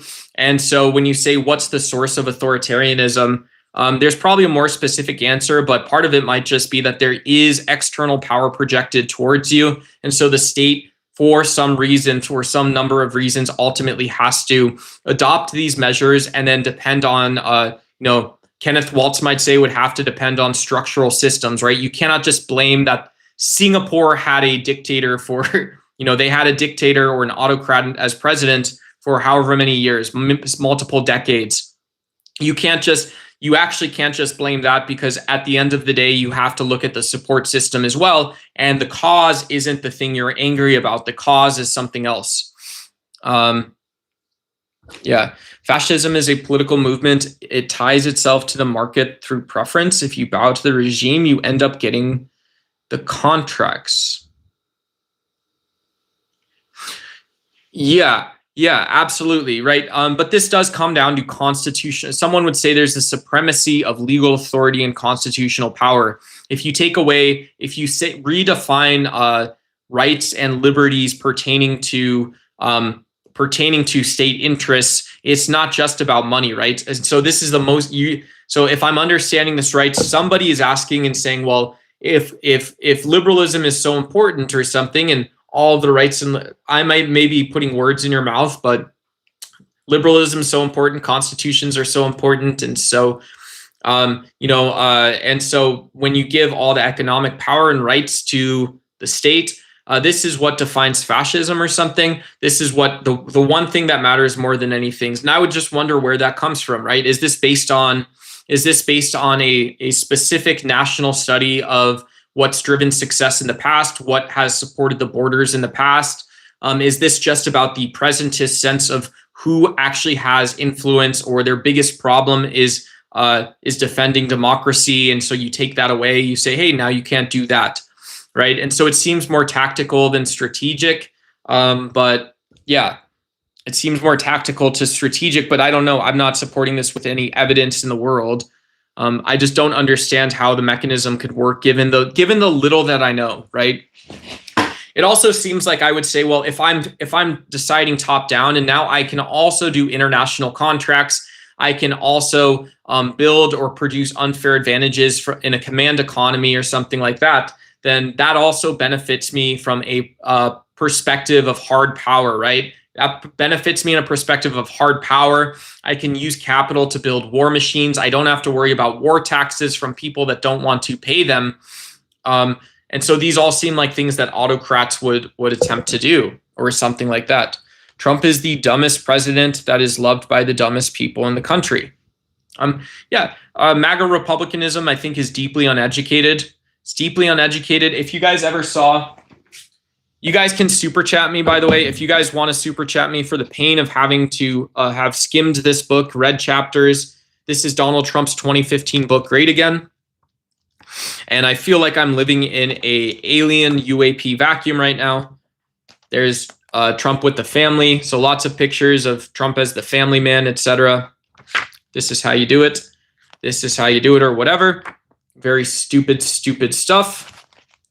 But yeah, if you want to super chat me, because I have had to read this, there is zero. This book is long enough. It's 200 pages, and there's zero citations, zero evidence, and it reads like it's all feelings and emotions. It reads like it is all just whatever you want to make up at that time. It doesn't appeal to any top level theory. It doesn't appeal to any specific level of analysis or actors. It basically says we can do this. We can do this. So you presume that we as a totality, like a totalitarian sense of things or something, I guess. And yeah. So at the end of the day, I would say that MAGA republicanism, MAGA's contribution to the GOP, which has become the loudest portion of the GOP, is that your opinion is ours and your opinion is just as bad as ours, right? So you let another man, back to the same thing, you let another man tell you your values. You got cucked by another man. You got cucked by another man. You got cucked by a man who's even not that great himself. You let that man tell you what values you're going to discuss. You let that man tell you what values your kids are going to learn at the dinner table, and that is MAGA republicanism. That is MAGA republicanism, is cuck me daddy, right? This isn't like meant to be anti-fascist. This isn't meant to be anti-totalitarian rhetoric or things like this. It is just saying, well, what does it actually look like? It looks like none of you have philosophical or natural justifications for your beliefs, and so it looks like you landed on cuck me daddy Trump. It's also not Trump's fault that your life sucks. Yeah, if you got it, you guys got any of them $200,000 a year tech jobs? I'm actually aiming for higher, guys. I will leave streaming if you guys have any of them. Yeah, I would probably need about $350K. Give me a VP job. Give me a premium VP job, the one that you have, right? You know it exists. And I will guarantee your recurring revenue goals for the next however long. I'll drop out of streaming, guys. Yeah, it's Sam Altman's job. My life sucks. But if you lose everything you hold dear by defying groupthink, are you in a cult? Yeah. Got brain rotted or something. Yeah, Kevin Kevs makes a great point. Yeah, millennials would agree. 7 out of 10 millennials would agree. And yeah, in 2026, it's like 0 out of 10, but okay. So would you consider someone MAGA if they voted for him or support anything he may do? Yeah, it's not my job to classify someone as MAGA, as a MAGA Republican, right? Saying the slogan is actually part of the Trump doctrine. And so we support the Trump doctrine. We support Trump budgets. If I could lay out the things that like grown adults may look at, like we can picture an ideal type, a Dasein political voter in some sense. We can picture an ideal type or objective, highly educated voter. And it would be like, yeah, so the Trump doctrine for foreign policy, maybe looking then specifically at the consistency or inconsistency of actual policy Trump produces at that level, looking at Trump-supported, POTUS-backed budgets, looking at POTUS-backed candidates, wondering if any of this is good for the country, other domestic policy issues that maybe are important enough to be standalone, like ICE funding, like redistricting and gerrymandering. Yeah, and so if you're a MAGA, I would define someone as a MAGA Republican for saying, well, these are ideas Donald Trump produced. And so the cause that I support these things, the cause isn't that I can explain any of them. The cause isn't that I can explain how they benefit me, or the cause, like you, isn't that my political opinion is that these are best for our country. It's that I did enjoy the branding and whatever else. And I believe the GOP is going this nationalist direction. So I might claim neoconservative, nationalist, Christian nationalist, sort of whatever. And so if Donald Trump wants to have that type of sloganing and branding, that's what I would see it as. I don't see it as the same as Barack Obama's hope. Barack Obama told everyone to go F themselves at least once. But yeah, I don't know. I have no clue. Because Trump said if I agree with it, it's benefited me. Yeah. Yeah. Yeah, the whole point, what's the thesis of this book? This was transitioning, this was changing the drain the swamp narrative and the deep state narrative. This is what MAGA, Make America Great Again, was moving away from the drain the swamp message, the cultural connotations of drain the swamp, deep states, globalists, and again, we can remember that this conspiratorial, racist, racialized rhetoric was used in Jan 6th. But this book cut it in the middle. It said, I'm not going to play the same game politicians have been playing for decades. All talk, no action. While special interests and lobbyists dictate our laws. I am shaking up the establishment on both sides of the political aisle because I can't be bought. I want to bring America back to make it great and prosperous again and be sure we are respected. So basically, Donald Trump said great again can go around a lot of the problems and forces without the conspiratorial rhetoric. So that's more or less what MAGA Republicanism said it could do. But in practice, right, when you're not reciting poetry for Dear Leader Trump, in practice, what that actually meant is just saying, well, ratchet it up a level, right? He's not talking about going around the drain the swamp. He's talking about making it harsher, about making it less accurate and stuff like that. Is our government compromised by AIPAC? Hey, Gavin, thanks for the super chat. Appreciate it. Huge super chat coming from Gavin Lomas.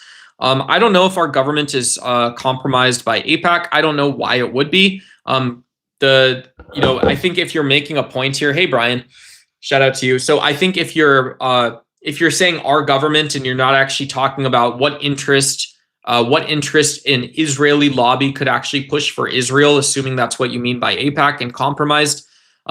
Yeah, to me, there's nothing specific. And so you're talking still then. So if you zoom out, if you say, well, there's no specific thing you can know, it's all a conspiracy. It's conspiracy theorists talking about conspiracy that AIPAC's compromised the US. And then you take a step back. It's the same probability that any lobbying group could compromise the US government writ large. So what is that probability? It's non-existent, right? It's basically non-existent.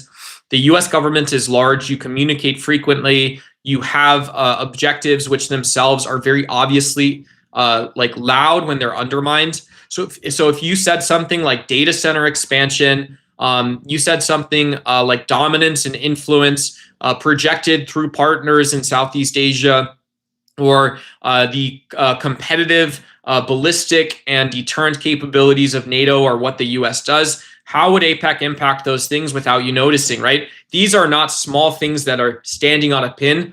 And so, Gavin, I think the second sort of mistake your question makes from my perspective, actually trying to read it, analyze it a little bit, is I would suggest that, yeah, there is nothing in government that actually really can stand on a pin and is worthwhile and worth doing, right? You know, the scary part is people like Andrew Bustamante, people like John Kiriakou. They've probably met people or know someone or passed someone in the Pentagon who's very scary, who wears a black sweatshirt, who has a shiesty, who has a bug out bag that they may actually use. Scary people, right? But what do those people do? They will disappear someone to a black site, right? This is what state power actually is. Journalists like Jamal Khashoggi in Saudi Arabia. We can look at the many school students ICE has loudly and blatantly kidnapped out of school, right? This is stuff that happens every day in the US. But to say that there is a conspiracy that is at the scale of a US government is not talking about what a person or group of people as small as AIPAC or even as small as the state of Israel is capable of doing. Israel is not a world hegemon. And yeah, if you've discovered something transcendent about Israel, please share it with. Hey, what's up, Little Leaf? I'm going to go ahead and give you a quick timeout. We do politics. Scholastic politics, philosophy. We try to build an inclusive space. We try to have a little fun with each other, etc., and the whatnot. So I'm going to give you a quick timeout. If you'd like to join the conversation, voice opinions, talk about an issue that's important to you, any of this stuff, feel free. The label Bernie as socialist when a few things he supports, healthcare for college tuition debt dissolved, it's beneficial. They label Bernie as a socialist. Yeah. So Bernie is a democratic socialist. Bernie also advocates for socialism on the federal level. Both he and AOC probably know that something like abolishing ICE is more likely than a nationwide system of socialism, and they're both probably very unlikely in reality. But abolishing ICE is looking more and more attractive. If we look at the actual reasons ICE exists, it's difficult to justify. You have Border Patrol, you already have the FBI. And so one can ask, what is an immigration crime? Are there immigration crimes that cannot be investigated by the FBI? Why not give the FBI those resources? Are there immigration crimes that cannot be stopped with Border Patrol or informed by Border Patrol, right? Why isn't it the case if you dislike immigration so much, Border Patrol is doing the work and then researching how the work can be done more effectively? What do you have with ICE? Well, ICE is a one-time use police force. It's a one-time use police force that also supports these what looks like these external or detached detention tactics and these processes in the justice system that do not comport to our jurisprudence. They appear many times to be challenged as being outside of the bounds of what's legal, right? So ICE is doing something that may be illegal. People politically feel this way. There's a strong legal case that these are violations of civil liberties granted to any person. The federal government doesn't have authority to do these things. And so when someone says abolish ICE, what they're talking about is either severely defunding and maybe you have Dog the Bounty Hunter going from Las Vegas to Chicago. Dog the Bounty Hunter goes to Florida, and yeah, you got in a really bad DUI accident. Your name is Manuel or something, and you skipped out on bond. Well, who knows? Maybe you do have a Tom Homan that is going to find you, and ICE does something like this. Why would not local law enforcement do that? Who knows? Welcome to the absurdity of politics, and someone might say that's the end of it. But we don't actually know this, right? We don't actually know this that when we look at what ICE is claiming or supposed to do, there's very little data to support that their crime statistics have anything to do with reality. Politically, I don't think we should trust the data coming from ICE because there has been so much lack of transparency. There are good accusations that there's unfair or irresponsible hiring and training practices. We see the results of it, people getting shot in the street. And so abolishing ICE is actually about rebalancing some federal powers. It's also about the discussion and conversation about what the federal government does. What is a political opinion or belief? Where does it go? And so please feel free to try to take it on if you guys disagree with me on that. But let me know. I'm open-minded, love this type of thing, even though I'm not 100% on board with everything. Bernie's also a millionaire. Misheard, wrong one. So you guys don't trust Bernie, so I don't know. That's weird. Yes, socialism and Marxism in general ways always fail, or you live in an authoritarian state. Bernie was showing us the Denmark model. It works. Someone says he released taxes to Trump, and they haven't, said Savvy. Well, Trump has, they crossed the border, says Jim Bob Jones, illegally. That's a crime. Yeah, but is that a special type of crime, Jim Bob? Is that a special type of crime? It may be the case that it's just like every other crime, or in fact, it isn't like every other crime. Is it jaywalking or something? Maybe I'm missing out on a point. Is it jaywalking?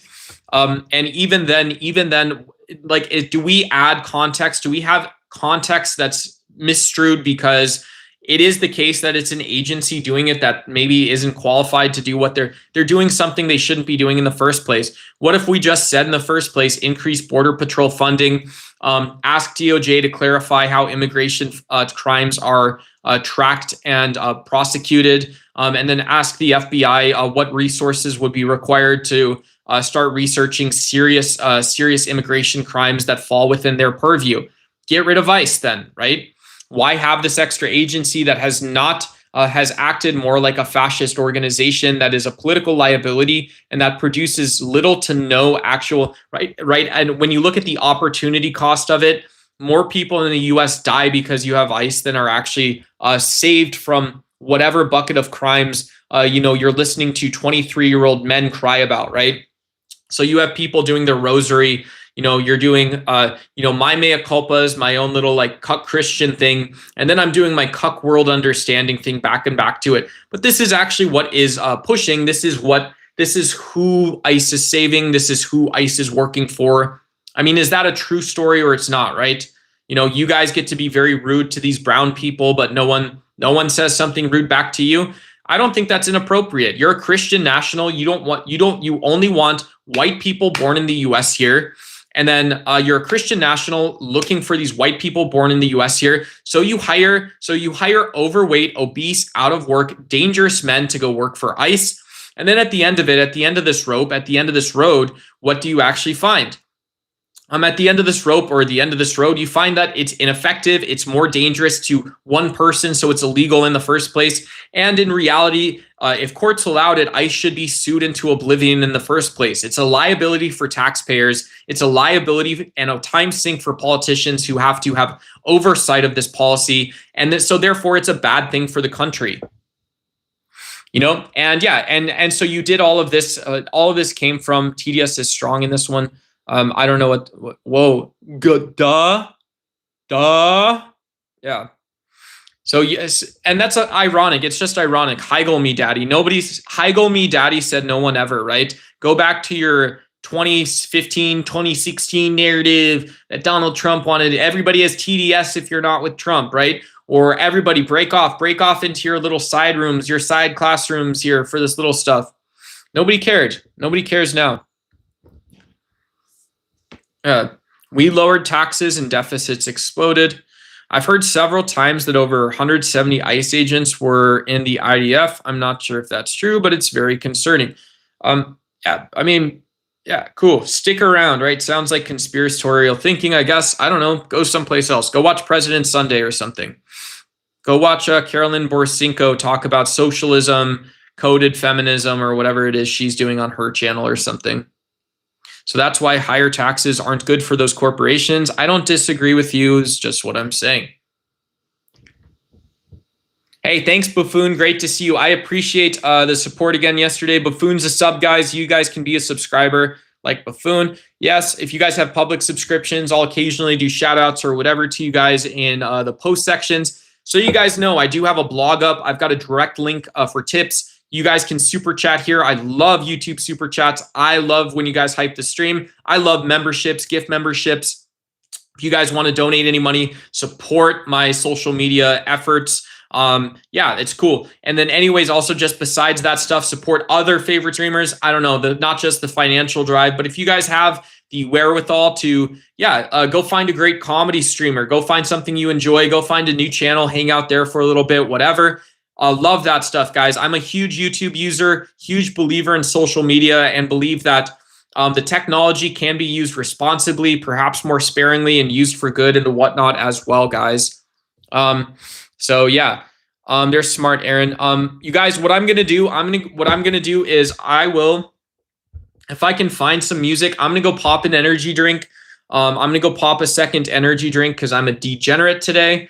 I don't usually do that, guys. Don't use if you guys are making, and I'm gonna put some music on for you guys.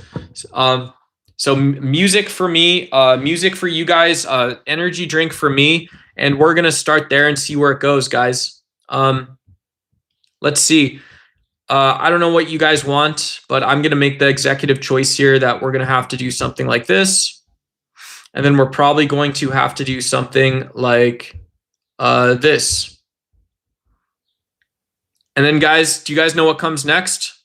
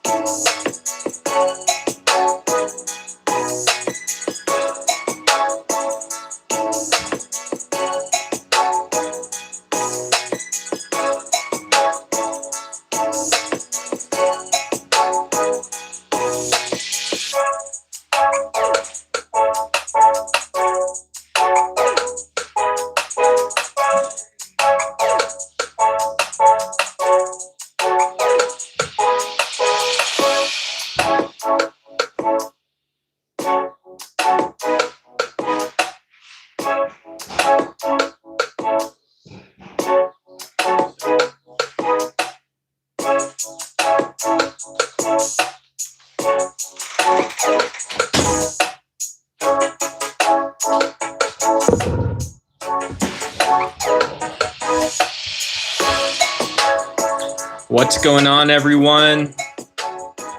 How are you guys doing today? Welcome back. Welcome back to Ducks Y. My name is Nathan. Online, I go by Duck. Channel is Ducks Y. It's great to see everyone. Great to see everyone. Thank you guys for being patient. Thank you guys for hanging out. Like I mentioned, I was getting cracked. I do have a little black coffee. Today, it's a little mix of a Starbucks brown cinnamon blend, and so very nice coffee from Starbucks and Howard Schultz out of Seattle, and then a just like a Folgers, right? Just one of those name giant brands that's very recognizable and familiar. So delicious coffee all around. And so yeah, it is 2026, folks. By my reading, we got about May 10th in 2026 as well. Yeah, shout out to you guys. And so not only is it 2026 and May 10th, but heck, I got coffee. I got political beliefs and opinions I want to voice. I want to get out there. I got a lot more I want to say. I don't know if I want to say it all today, But yeah, yeah, man, I'm surprised you don't go for fair trade. Well, I think I do believe that that a good proportion of Starbucks is fair trade sourced. You can fact check me on that, but yeah, I don't believe a coffee chain such as Starbucks exists where the majority is not fair trade sourced. However, they go about doing that, whatever worked out for them and the people they talk to. But yeah, I do love my favorite fair trade coffee is Pete's Roasters. I don't know if you guys have tried that one. It isn't a small company, but it's not Starbucks big. But yeah, Pete's has this blend called the Big Bang. It's so freaking good. It's so good. Yeah, it's so good. Big Bang. It's very flavorful. Yeah.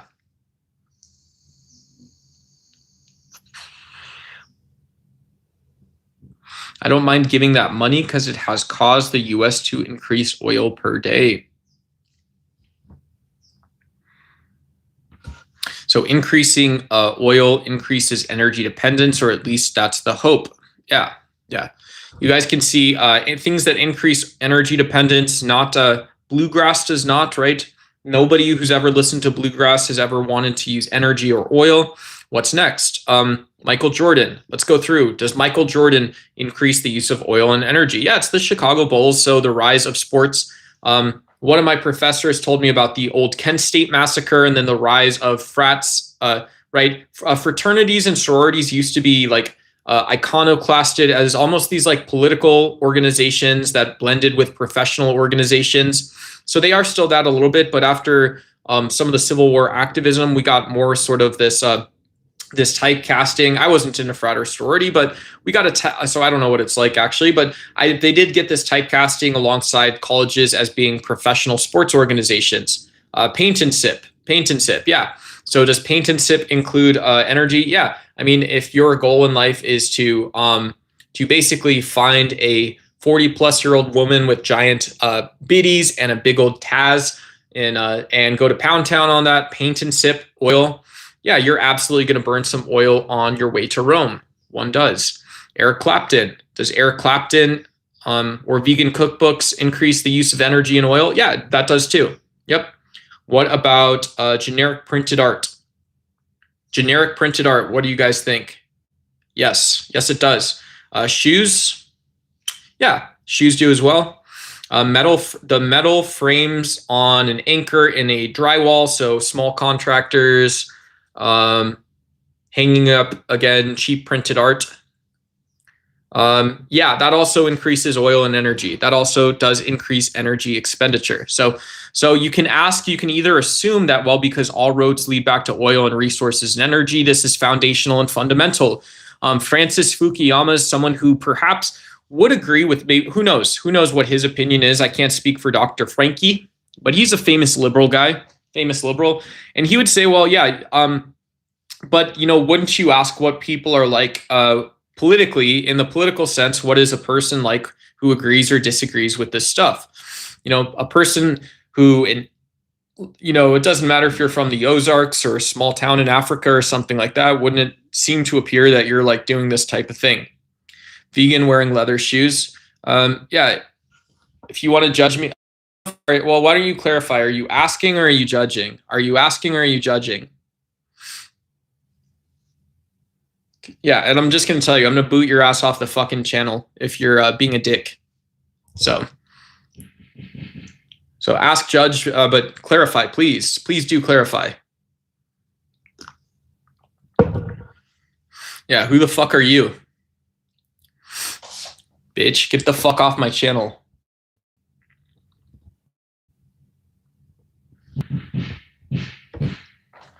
Yeah. While you're in your nice time out, you can also send me a red fucking super chat. Buy me new sunglasses. Buy me another pair of leather shoes. The fuck out. Also noted, don't tease about the boots. Hey, if you have a question, ask a question. Do you like the second coolest kid in homeschool? That's not right. That wasn't correct. You look like the second. Yeah, I wasn't. So shout out to people if you guys were homeschooled. I wasn't homeschooled. I went to Catholic school for a couple years. So yeah, I was raised on Catholic dignity and the whatnot. And yeah, yeah. And yeah, I went to public schools. I took a guitar class. I got my calculus credits out of the way, etc. And yeah, what's the context of this? I don't know what of this is, and I don't know what context you want chicken patty. Am I tired of winning yet? I don't know what I'm winning. I didn't know that we were competing or winning or not winning or what. How do you define a win? Where do you place it? What does it do? What's a win? In a game? What's the game? Is it a game of games? Is it not? I was homeschooled some, Christian school some. Cool. Awesome. Yeah.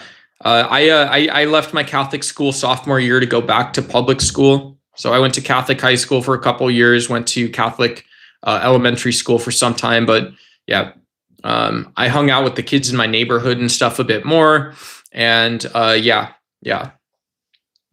My deeply held religious beliefs were not so much after a couple of years of Catholic school. That was just my experience. Almost high. Public too, by the way. Cool. Damn, the struggle is real. Are you upset? How do we do this? Yeah, we only have spots for 20 viewers on the channel, so you guys make it pretty easy.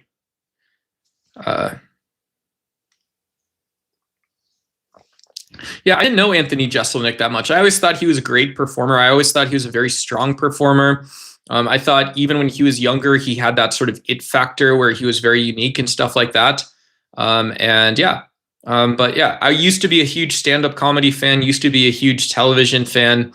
I thought Gen Z ruined it. No offense to Gen Zers in chat. Yeah, I thought you guys totally ruined the entire entertainment industry. You guys also ruined social media. So now we have to redo it all.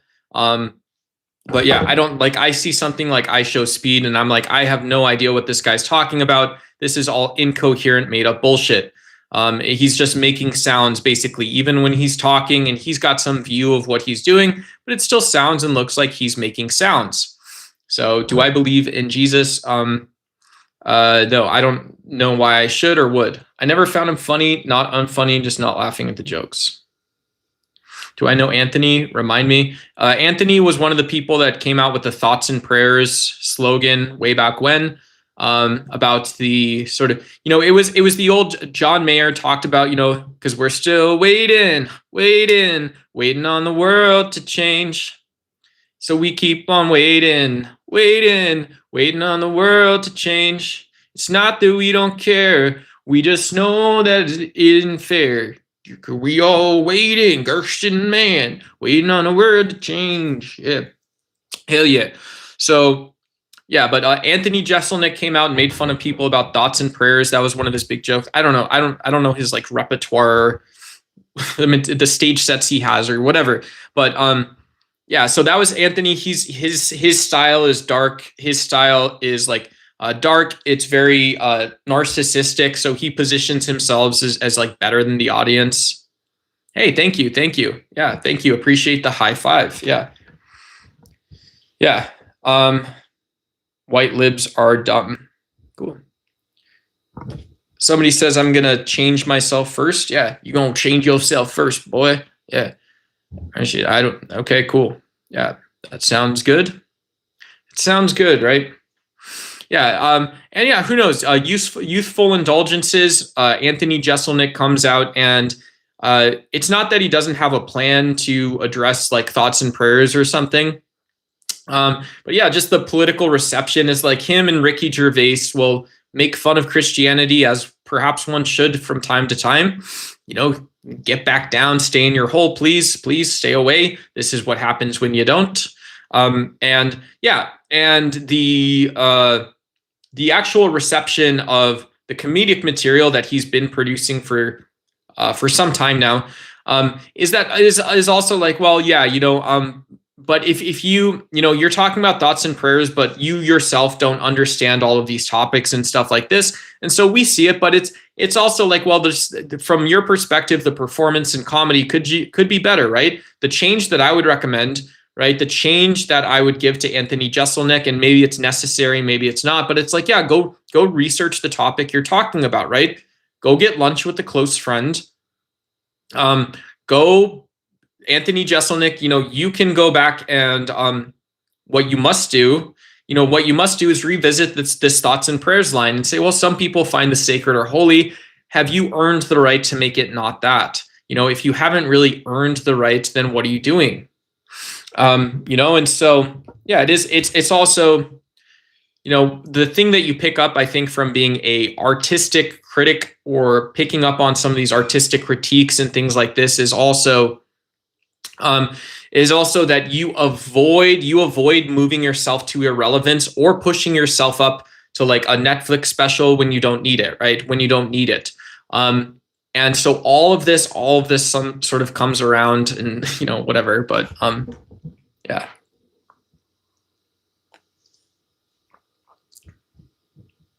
Yeah, shout out as a thought experiment of, or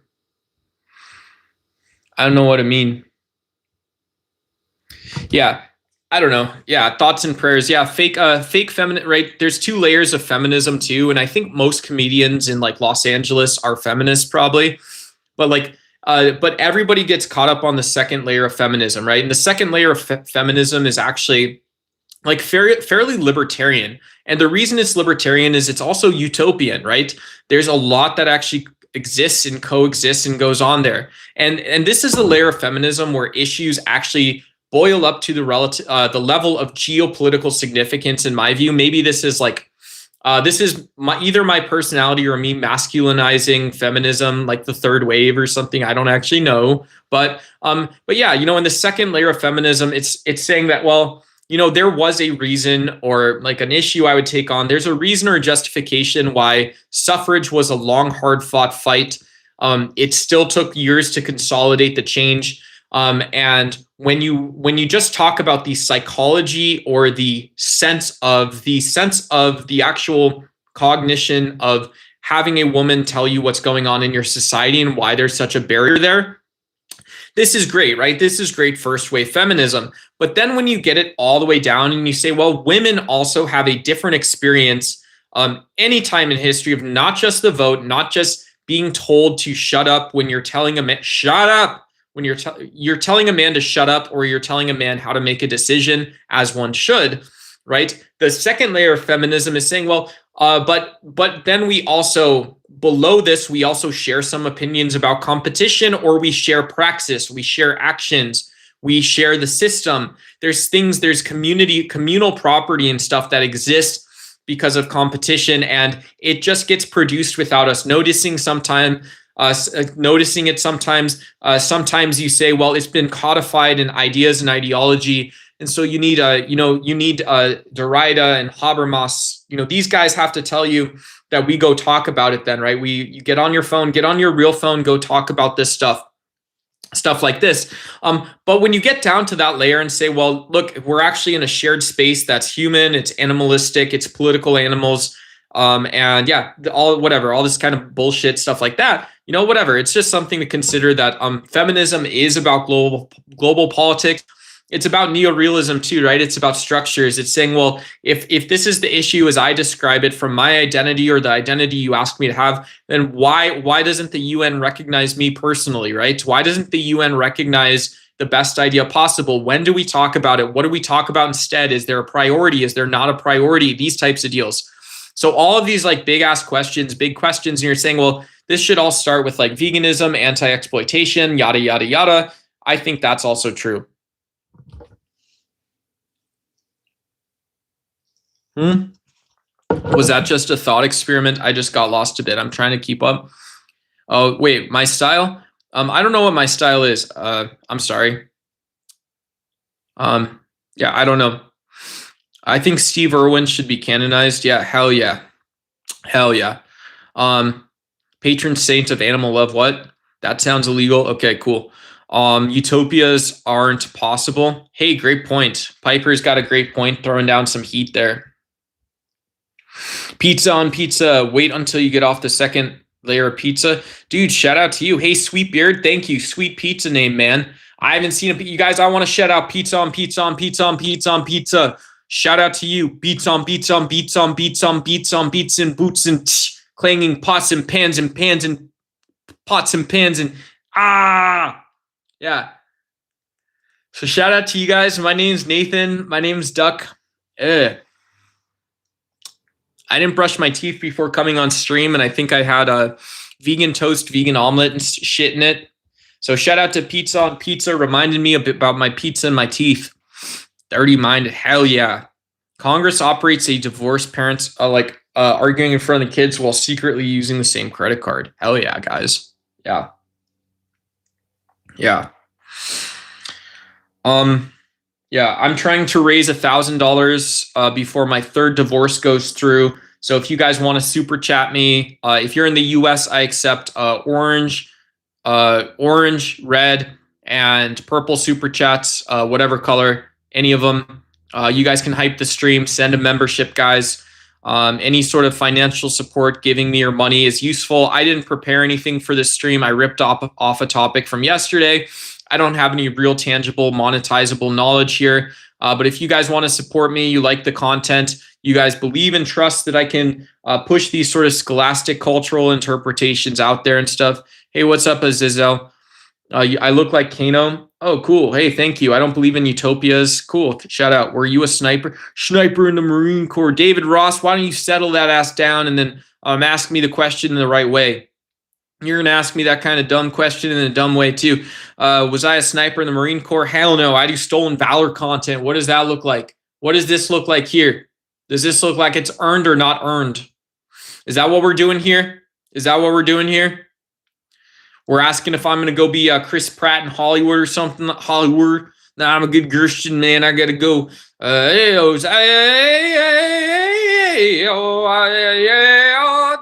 in the road, roll. Jesus came in the road. Oh, my Lord, no, Jesus, no, my Lord, oh. All right, guys. Shout out to you guys. Praise Gibbous and Jesus Lord on God. We gonna have a reading from the book of the gospel, and then God on. Come on up. You guys want to share your love of Jesus Christ? Share it down. Hey, Gio. Amen. Hey, we got Letitia St. James in the chat. 323. What up? Good to see you. Kevs. Trump is the dumbest president that's loved by the dumbest people in the country. Yeah, shout out to you guys. Yo, stolen valor must exist in the Soviet Union. True or false? I don't know. The Soviet Union doesn't exist anymore. Was that the joke? Yeah, if you look at the Soviet Union, you'd be talking about Central and Eastern European countries down through the Balkans, I believe. And then you'd be talking about them's relationships getting transitioned and the whatnot from the 1990s and the whatnot. Yeah, Piper knows her history, their history there. Shout out to you as well. Politics in the U.S. is the only job where people can fail publicly for 30 years. Hell yeah.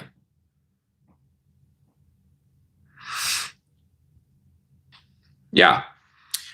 Well, yeah, I mean, politics is about, some people might say it's about praxis. There's an assumption there that that's what politics is about.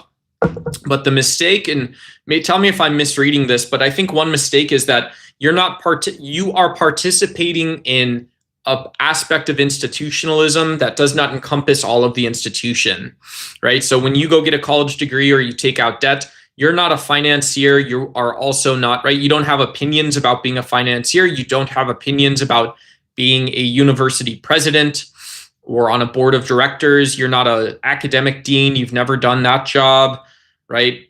And so nothing changes that, right? Nothing changes the fact that you're not doing the job and you don't have that job. So politicians, when we can say they write these stupid optimistic books and try to brainwash people, or we can say, well, people interpret it this way because they position themselves as somehow being an authority or having a power or special knowledge others don't have. Yeah. So you say no kings, and then I personally look toward both the left and the right, and say, well, you guys sure are talking with like you have quite a bit of authority, or you'd like to project your own power. And from my point of view, that's horrifying, right? You're a violent sociopath, right? If I actually say what I really think about some people in the audience here too, yeah, I would say that is a violent psychopath. That is someone who, without the stigma and connotations associated with any sort of mental different ability, differentness, right? The person who is telling you for no reason, the person who goes to Del Taco and then tells you what politics is a psychopath. They are an unremittent, consumptive, violent, greedy, selfish, unaware, selfish psychopath, right? And they are protesting Donald Trump, which, okay, cool. So you got shuffled into this robot mode. Go do it, right? Go do it for me. But you are still a psychopath when you get back. Please know that your voice does not represent mine. It does not layer and stack with mine, right? I'm not a collectivist. I don't talk about collectivism, centrism. I don't talk like that. So whatever you got, yeah, and see, that's how you thin the herd. Yeah, hey, what up, crew? Good to see you. Yeah, the optics are high. We got crew back in the house. Crew's old school hung out here a little bit, so really great to see you, homie. Good to see you. We got the homies in the house. We can be our honest selves, guys. We got the homies with the homies, the patatis too. Yeah. And so, yeah, you know, you guys, that level of appreciation, if I'm just sharing my own view, is like, it's very scary to see people think that, well, we elected one Zohran Mamdani, and so we can go do it again, and we can get these people to the level of geopolitics. In what fucking world would I condone that myself, personally, right? I would say, well, I've got no clue what you believe, what you know. You seem pretty preoccupied yourself, so go be preoccupied, right? You didn't want to be an IR expert. You wanted to go play prison, dress up, and then fuck the rest of the world, but good for New York City, right? We're going to build a model. Cool. Good job, Zohran Mamdani. Respect to you. And yeah, my buddy is Professor D-Bag. He was featured on Jimmy Kimmel trolling Matt Gaetz with a blow up doll yesterday. You might get along. Oh, cool. Cool. That's awesome. Yeah, if that's an offer for an introduction or something and they want to do something or whatever, cool. Yeah, I like my little hole and stuff too, but it's always cool to see YouTubers. Congrats to them. It's cool to see YouTubers be successful and stuff like that. He points out how both sides will get upset if they have a different opinion than theirs. Yeah, great. Yeah, that's that's cool. Yeah, that's awesome. Congrats to you, Piper, and congrats to them. That's awesome. That's very exciting. What's up with Elon Musk? What do you mean, what's up with Elon Musk? Hey, what's going on, Rough Son? Great to see you. Yeah, I don't know what's going on with Elon Musk. He just the last Elon Musk news I heard was he was deemed racist by a federal judge. Not deemed racist, but they did put together a nice little a little understanding in the legal documents showing that he violated multiple levels of laws that were both pertaining to being a racist, right? So Doge, the work he did under this agency was conducted in a racist manner. Hey, what's up? We got quick edits, X16 in the house. Hey, shout out to you. Good to see you. Good luck with whatever you're working on, and shout out to you. Also, when you say yo potato, that echoes with me. I personally am a vegan, so shout out quick edits. Yeah, clip it. There you go. What's up? Speak your mind without restraints. Cool. Thank you so much. Yeah, cool. Yeah, absolutely. And so grown adults don't want to act like adults. They don't want to take the responsibility in the first place. When we saw the explosion of AI, we saw the consumption curve and perhaps the risk curve, right? Here's a very conservative common sense indicator of geopolitical success or failure, political success or failure. You see the curve for energy usage remain pretty much the same. It's going in the same direction, doing the same thing. And then you ask what the risk is, and the risk is going along with it, right? So it's slightly outpacing usage because we're not modernizing. It's not for other people. And so even from the baseline egotistical, narcissistic recognition, you see that, well, the risk of conflicts is going up. And surprisingly, it's been this way. You see conflicts starting to emerge. They could be construed as being about energy and oil, meaning they probably are about energy, oil, and the revenues from that. So you can redescribe what it's actually about, but we're talking about atheists all over the world. Barack Obama and Vladimir Putin could go pray to the same ball demon, right? They would pray to the same evil god, and ultimately we would have to make decisions upon that if it came out. So just look at the math, right? That's what that is. And so to me, it is deeply irresponsible to see people playing political dress up. Not just political dress up. It is deeply irresponsible that you that you are pretending to speak for other people or other issues, that you think you can just glean off a little bit of the message versus anything, right? So go fuck yourself until the end of fucking time, right? For what you've done and not taking responsibility for it. It's that fucking simple.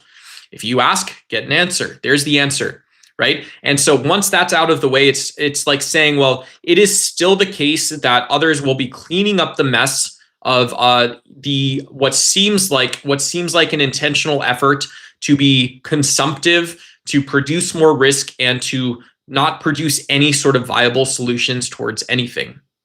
Cool. Yeah, that's reality. That's what the last, basically the last, some would say last decade or longer has been, but that's the reality of it. What's the word you use next? Say the next word next, right? Go work on yourself. Wonder how you're going to produce and put in a solution for other people. And what are you going to work on next?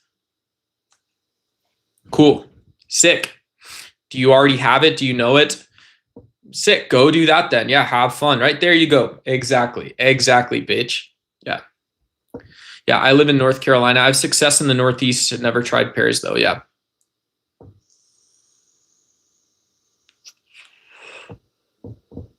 Yeah, quick edits. You might know a lot more than me about that. I hated political economy. I had to take one class on it.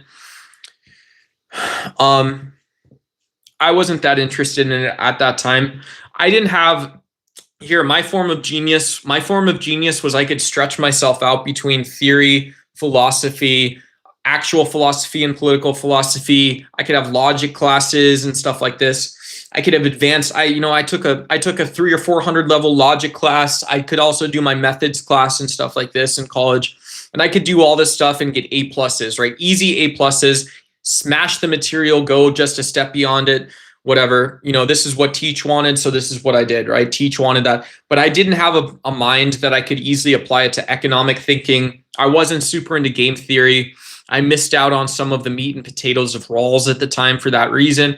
But that was, yeah. So if you guys do political economy, right, you want to do scholastic economy or something like that on YouTube, you guys are creators or something. Yeah, cool. You're not going to hear from me. Maybe we do a collab down the road or something. Maybe we do a sick collab from the audience's perspective and whatever. And yeah. What's political economy consist of? What is it? Isn't it how nation states organize economic modalities around each other, or something like this? Why don't we just Google it? Let's do it. I'll be a good example of saying I don't know. And political economy definition is the interdisciplinary social science. So it's a social science. So it's social science is the category of science, and it is a subdomain of political science. It's a subdomain of political science. So the domain is political science. So that's how it's categorized: social science, and then it would be social science, and then political science, and then political economy, that studies the interaction between politics, laws, institutions, and governments, and the economy, markets, production, distributions, and wealth. It analyzes how political systems influences the economic outcomes, and conversely, how economic dynamics shape political decisions and structures. Cool. Yeah, so it makes assumptions outside of metaphysics. So it's social science. It's not talking about metaphysics or epistemology.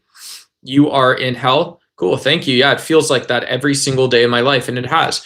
Yeah, and so it is not making assumptions about metaphysics or epistemologies just a priori or a posteriori. It's not saying we can conclude something about the nature of politics. It's not political theory, but it is taking. It appears like it's taking empirical measures in a constructivist society that are broadly accepted as social science. From government, just from government and trade, right? So you have levels of analysis down to the level of an individual transaction, and potentially as large as the recognition of global governance bodies like the UN, right? So you would have one choice from iron pencil, and then you would have all of the UN, and this is the and it is about how economic outcomes. It's talking about how maybe perhaps two types of productions focused on economics though, right? So these things funnel away from dimensions of data and systems, dimensions that refer to political systems, and funnel and conclude, either deduce or infer from these things in political economic outcomes. So that's what political economy is for the first time ever. Cool. Cool. For the first time ever, that's what a political economy would be. And so theories in political economy, as well as their usage, even some of it, which is most likely commonplace for experts in this. So we would say you're funneling NBA G League players to study political economy, and for the most part, you're taking G League players and you're putting them in a 12th man seat on an NBA bench or something to study this. It's probably pretty technical, pretty complicated stuff. But you are presuming that it is commonplace, most likely, to understand and discuss a lot of the stuff, but there's maybe some degrees. When we say degrees of freedom, and we're talking about interpretation, producing things that are accepted within the domain and subdomain, are understandable and are reproducible, you're looking at probably something that's a very rich space, but it's probably also richer on the layer, I would say, of sort of, while meta philosophy maybe weighs in a lot, and then maybe it's the case that you do or you do not have widely accepted focuses, or the interpretation of the interdisciplinary nature is either seen as focused, ideological, perhaps biased, skewed, and that itself also is probably cool, probably easy to understand, but also its own discussion. Seems like you would take a lot of different areas of thought to study that area of study. Yeah, it seems very crazy. Hell yeah. Whoever's talking about my boyfriend, shout out.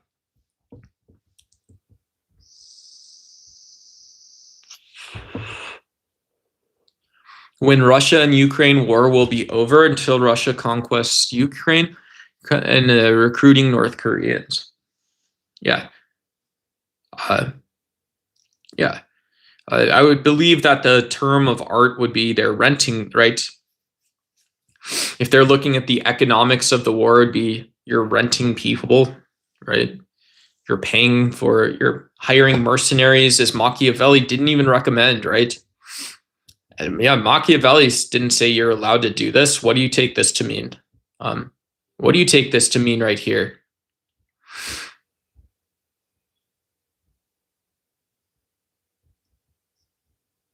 Hell yeah, brother. They should have put harsh sanctions on Russia. Key systems analysis. So Google tells me here, evaluates different economic structures, including capitalism, socialism, and communism. Yeah.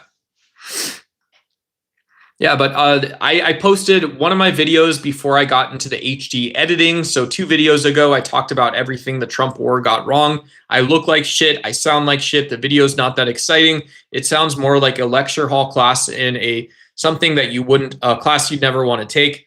But yeah, like one of the things that you might do from whatever, they talk about how there's no such thing as a Muslim economy or an Islamic society in terms of economics, that more or less they operate the same. You can at least look at these large core metrics and argue about whether or not things like the interest rate and the savings rate are the same, right? Do you ultimately see the same types of economic behaviors?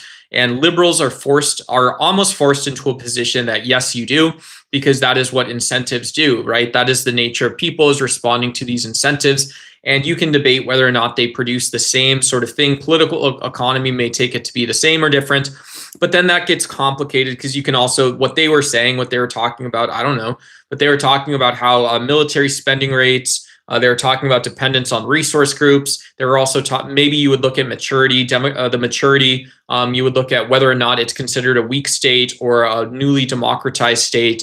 You would look at, security spend and other institutional design choices and say if this holds true. But again, that isn't about being a Muslim or non-Muslim. Islam ideology does not belong in America. Cool. Yeah. I don't know what problem an Islamic ideology is describing, like Baathism or something. Baathism doesn't like poor people being overtly poor. Yeah.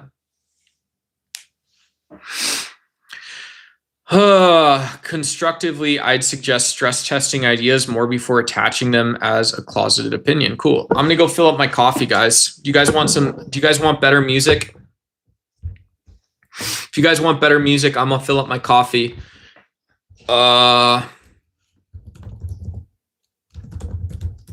Owie.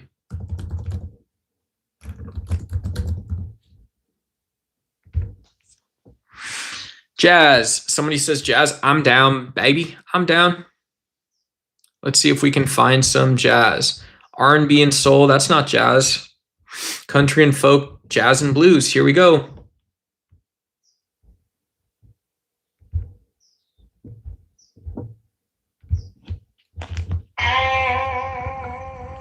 Close enough, baby.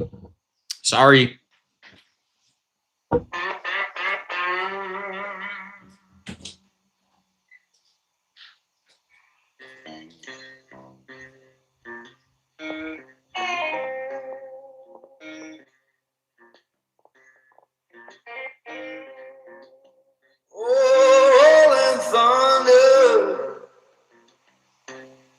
Calling down my name. Why don't you hear me wander? Ooh, ooh.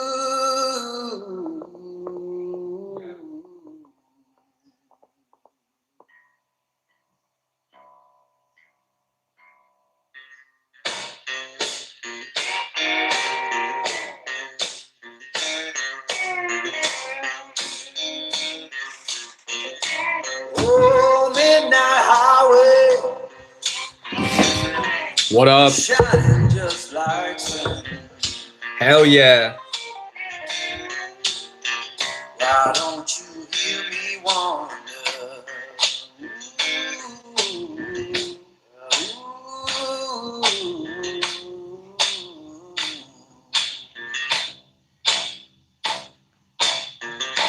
Tell me, river,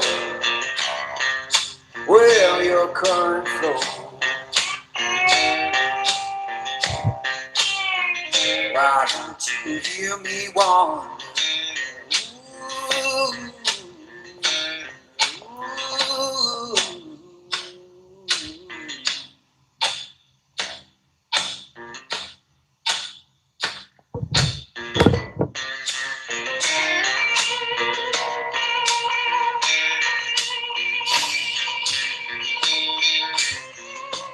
Oh, stop your freight train. Let a lost man ride. All right, shout out to Patrick Jordan Patricios for the song Highway Whispers. Shout out to that. What is going on, Haas? Yeah, shout out. We got the bros and hoes in the house, everybody. I'd hope so. I hope everybody is subscribing to whatever gender or sexual ideology you want to subscribe to. I myself am an ethical slut. I also support liberation, but whatever. That only comes up on Tuesdays, Thursdays, folks. Most of the time, I'm just here talking about politics. And yeah, we got counter-terrorists in the house, so everybody hopefully feels safe from the year 2003 and what people were afraid of. Shout out to you. We got Semba USA. Thank you so much for the sub. Yeah, subscriptions are free here, guys. We do have memberships available. You guys can always support the stream via Super Chat, etc., etc. That stuff helps throughout the month. And yeah, I appreciate it. I appreciate the time, etc. Yeah. Jesse Wells. I've seen Jesse Wells coming up in chat a couple times now. Yeah, that guy he blew up. He became very popular, very famous.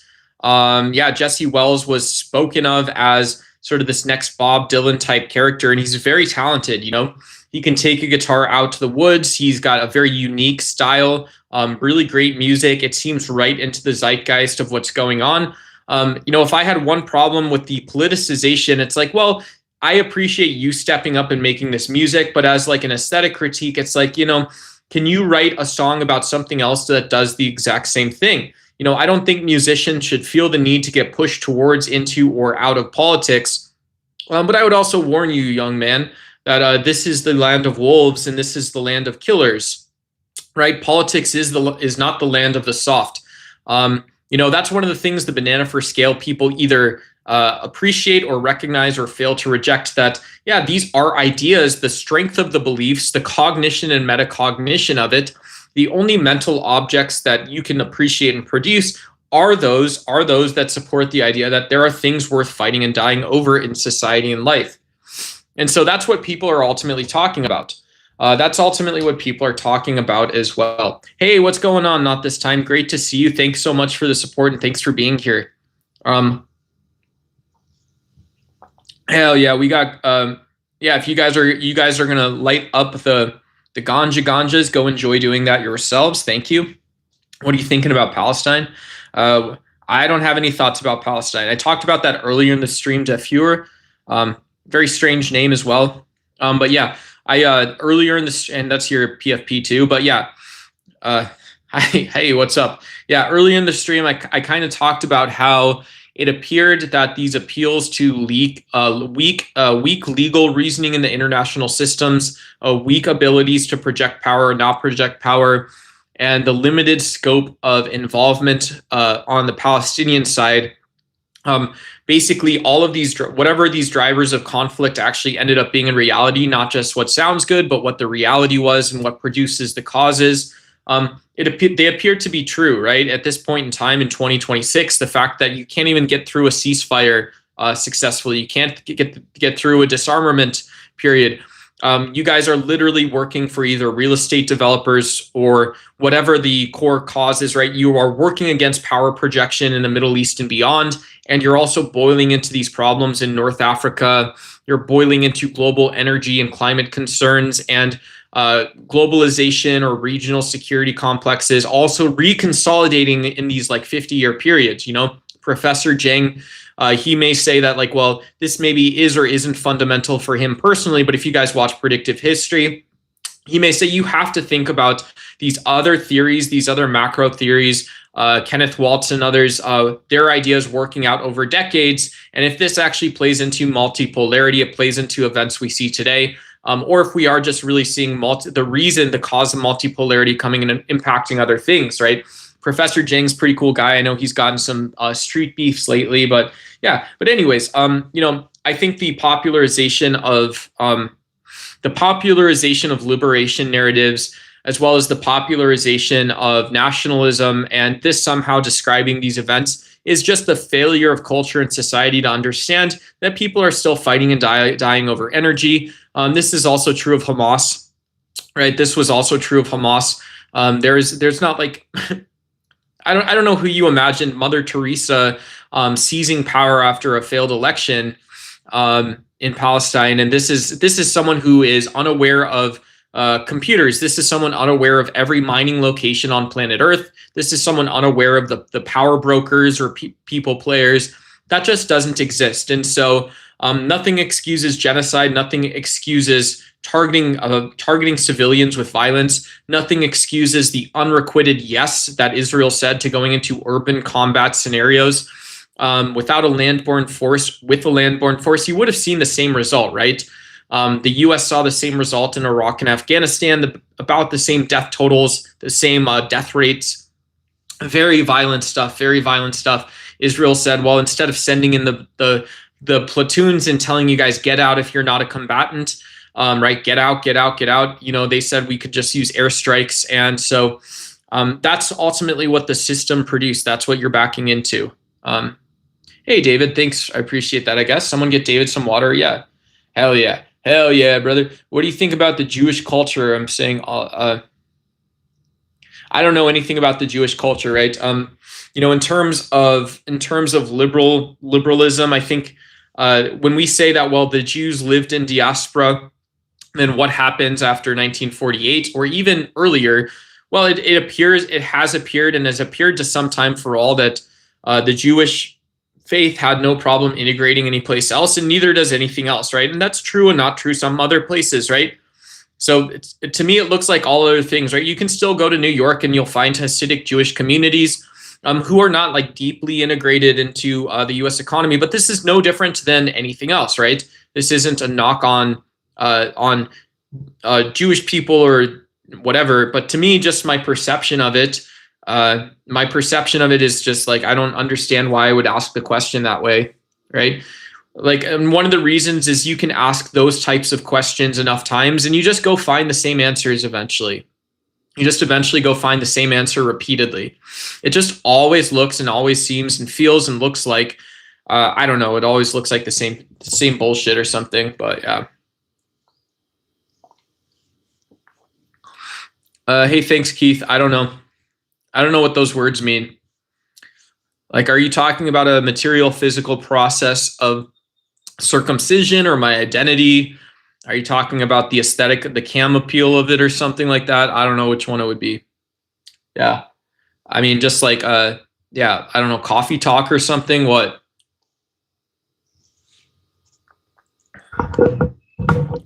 Yeah, I was going to answer you right away too, because I know what I had an idea about what I would first say at first about that. I'd be like, okay, hell yeah. And then I would give you the answer. But now that I'm thinking about it, I'm glad I didn't, right? I'm glad I thought about it a little bit more. Yeah, shout out to you guys. Yeah. Yeah, I don't know. YouTube's giving me a send-off party, right? For all the bad words I say, all the arguments I get in online. That's what it feels like, guys. We had a ton of people. We got 6,000 views, 6.3, not 6,000. We got 6.3 thousand views, guys. Last month, we had 90 days of watch time, which is huge for the channel. I'm already in my head thinking about 90 to 900, right? I would love to take 900 days of your time. If I could take 3 years of time every month, that would be like a sick accomplishment from my perspective, that I could have that much time of yours. So shout out to you guys. We got CEO of my time. Shout out to you. Yeah, shout out. It's impolite to discuss your junk. Yeah, shout out Aaron. Aaron's a financial backer of the channel. And so Aaron does have slightly more authority. So just take that into consideration while you're reading Aaron's comments there. You should have replies to, I'm circus sized. Hell yeah. That's sick too. I don't understand it. You'd have to explain that to someone else, Piper, sometimes, etc. And just etc. as an example, right? No, you can't have my time. Piper wins. Hey, what's going on, Father? Hell yeah, Piper wins. Hell yeah, and a question mark. I don't know what a question mark means, but as an example, once again, obviously you guys can be your own selves. Heck yeah, tips. Yeah, tips. If you guys want to send a super chat, you guys want to buy a membership. I'm a huge fan of buying memberships. That's really good, stable money for me, guys. You guys can either become you're a member of the duck pond, or you got a duck migration badge. So consider that, guys. But also shout out to everyone else. Hey, we got Bad Eye Crazy back in chat. Shout out to you. Good to see you again. Bad Eye's been one of the early subscribers. Come says what's up. I'm always really happy to see Bad Eye Crazy on any of the shorts, stuff like that. So shout out to you. Yeah, I hope I can provide some value to you via interchange. Just what's up. Welcome to the social media commons and what we do here too. Bro, you also hate Indians because the streamer I typed in chat, the guy was being hella racist. What? No, I love Indians. I grew up with a bunch of Punjabi guys, right? I had a bunch of Punjabi friends. I had some Jain friends. I had some Persian friends. I had a dude, one of my friends in high school was a Sikh dude. So I'm not saying I'm an expert on Indians, but in terms of US Indians, yeah, beta, calm down, bro, right? Uncle Tio, beta, calm down, bro. Chia, chia seeds. So I try to be, but honestly, on my channel, we try to build I wouldn't say like a multicultural space or like pluralism, but hopefully the hope is that we are a global civil society. And so as a result of being part of a global digital commons, it is the case that multiculturalism and pluralism is produced, right? We can approach exploring ideas, not forcing each other to take political opinions, political beliefs, identity right away or seriously ever, right? We can talk about supporting the ideas, supporting the people, the places, the things, and that's irrespective, right? I've got no special opinion about Indians than I do the fellow Americans, right? I have no special opinion about, whatever, Bangladesh. And you're an Indian, so you know this too, right? Where exactly in India, right? Are you going to be in Delhi? Are you going to be someplace else, right? Who are you actually supporting or arguing about? You can't just talk about everyone. So we try to do some things that are irrespective, and I'm trying to get better at not just keeping it simple, but I want to be the one that's out here. Glad to see a smart American. Hey, don't go too far with that stuff. I'll have to pull that back. I take a rip and a rip and a rip and a rip and a rip and a rip and another rip, folks.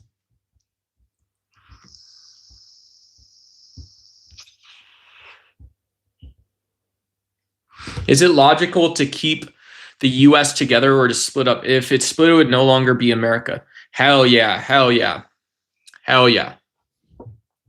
Antiques for life, ghost it. No, I ain't gonna do that. Antiques for life. This ain't that type of, this is this ain't that type of vape, etc., etc. Multiculturalism doesn't work. So Shakalaka, I think YouTube blocked her message because of the latter part of that message. But it says multiculturalism doesn't work. Liberal opinions are always special opinions. Yeah. So you're saying, so yes. So I do think you got one thing right that you're smuggling in is that, yeah, a personal individual opinion, that is individual. And it's what the polity, it's what the government exists to protect is your personal special opinion, right? But that is also from the perspective perhaps of a government, whether if it's applied in a sense that is global, meaning either it's all the systems analyses that can happen at once, or it's global in the sense that everyone's opinion is preserved. It's preserved in the sense that's possible around this. Then yeah, those special opinions in your view or in my view are not that useful. They're perhaps dumb or uneducated. In the other sense that multiculturalism doesn't work, well, multiculturalism solves that problem in the first place, right? It's not that there is a liberal opinion. It's just that there's many opinions not meant to be about systems, not meant to be global, not meant to encapsulate political realities, expediency, discerningness, judgment, intuitions about these things, and the latent behavior that these support or don't support.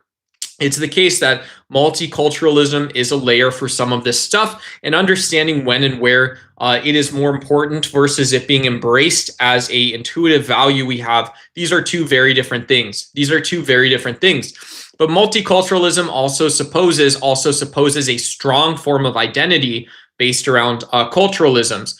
Very stupid opinion to have in 2026. This is something I do think that fascist, authoritarian type people leaning go, right? You don't actually support conservative values. You support identity politics put into multiculturalism, right?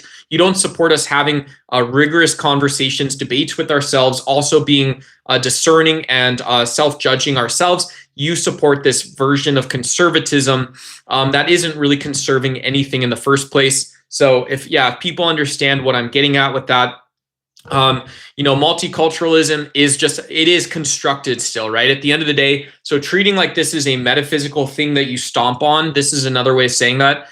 Conservation of values is metaphysical and preservable, but multiculturalism is so dangerous that it's metaphysical and you stomp on it. It's small enough to kill or it's big enough to be scary, so everyone stomps on it. This is a false type of tactic. It's a type of thinking that doesn't appeal to anything real in reality. I look like, Timu Liver King, Timu Alu Express, whatever it is. Wow, people are in dresses so wild. Yeah, shout out to people in dresses. Shout out, what's up? Yeah, hey, what's going on? What's up? I'd argue if someone has zero other input, they could form a bias in a single reel if they had a real propensity towards, no offense, towards bias to begin with. It's something, I guess. Cool, what's up? Yeah, shout out to that too. Cool. Is there a difference between compulsory and mandatory? Great question, right? Compulsory and mandatory, etc., and the whatnot. Today I saw a guy in a dress. Ha ha ha.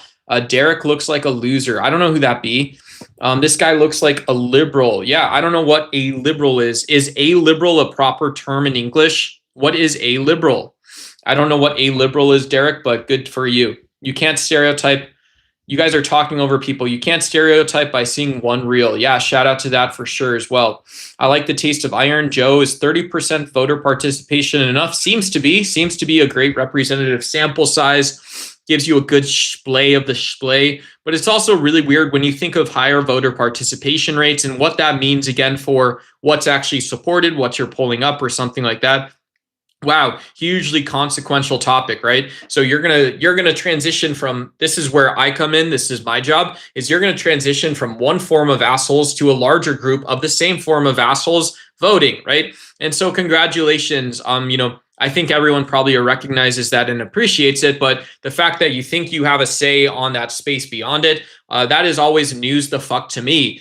And yeah, whatever, you guys always have a soft touch about those types of things too. I'm a Republican, I'm a Democrat, I have an identity. Cool, go fuck yourself, right? You've never thought about reality once in your life. You've never thought about the fundamental nature of things once in your life. So you wanted to write a book, Donald Trump. You're a 70-year-old man who wanted to go play politics. Cool, MAGA republicanism sucks. That's your legacy. You and the Trump name that you ran on is going to have to live with that dog shit legacy for the rest of everyone's lives, right? It sucks that bad. And so the fact that you and a lot of other people wanted to vote to fuel the military industrial complex, and you're that type of celebrity now, cool, congratulations once again. No one gives a fuck, right? You made the choice. You didn't have the responsibility. You postured and signaled violence like it would be acceptable, just like a lot of other assholes in the world. Find a girlfriend, stop collecting shoes. Cool. Get the fuck off my channel. Hey, see how easy that one is? By order, Peaky Blinders. Man, I watched the first season of that. I like that show. It's kind of cool. You ever eat a cow? I've eaten cows before, yeah. I don't anymore, but I've eaten cows in the past. I've not just eaten cows, I've eaten cows. Yeah, some of you guys know that. Yeah, blue collar kind of guy. Don't eat cows? Cool. You get the fuck off my channel too. I'm a vegan and I'm telling you this. You want to create edicts or the whatnot for others on my channel? No, it's not your channel. You can get off. You can say something that's acceptable here is saying, hey, I don't believe in eating cows. I would say, hey, I also don't believe in eating cows. I don't believe in eating bull elk cows. I don't believe in eating deer cows. I don't believe in eating any of these kinds of cows. They make different sounds. They have different pelts and the whatnot. I don't believe in eating any of them. I don't believe in eating boar cows. I don't believe in eating pig cows. Cool. Hey, what's going on, Tug Speedman? Hello. Yeah, shout out to you as well. Good to see you. More liberal tears. God, I love this. Shorts must be showing your channel. Shorts, yeah, maybe. I don't know. This is a larger audience, guys. So if you guys like the content, thanks for hanging out. First of all, I hope I'm giving you guys some value. Yeah, if you guys are discerning about the types of channels you subscribe to, we do Scholastic Politics. We're at sort of the hangout phase, guys. We're on hour 3. So shout out to you guys. I love talking to you guys. I had some small stuff prepared. You guys drove the content along today. But if you like politics, being informed, having explanations for it, you guys like political science, you guys like philosophy, ethics, religion, you guys want to do some debate stuff, that stuff's all cool here. And yeah, I'm going to try to share my own opinions with some research on videos and also put together HD videos, some AI clips, great edits. I'm going to keep working on that kind of stuff, music, text overlays, the whole 9 yards. So yeah, if you guys want to, if you like the last video, you think it's good enough, hype it. You guys want to like it, comment, that kind of stuff's all dope, guys. And we'll send some stickers. Cool. Pigs, don't sweat. That's why they aren't supposed to eat them. I have a confession. Cool. Go ahead and confess whatever you want to. Is it better to be a member here or on Substack? Yeah, if you guys are looking to support the channel with an actual membership, yeah, join YouTube, guys. You guys get the name tag. You can talk to chat. I update emojis and stuff here. We're going to be adding. We have over 20 channel members. Right now, it looks very bare. But yeah, if you guys want to become a member or something like that, feel free to do that stuff, guys. Are we doing an all moderator channel? No, I don't have a plan for doing that, guys. I love building with you guys. I love taking feedback, learning, working on it, but I'm not doing an all moderator channel at this time. We have a couple awesome moderators who have given up their own time, their own ability to participate how they want to moderate. So I'm incredibly grateful to them. And yeah, for the time being, yeah, you guys can enjoy, you can support me, support other channels, or support, financially. Yeah, just support it with your beingness, right? Support it by being here, support it by being awesome and the whatnot, etc. Yeah, what else is going on, guys? What else is going on?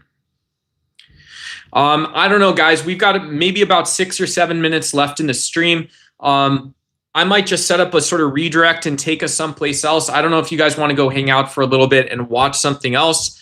I can see if anything cool is going on. But yeah, let's go take a gander and see.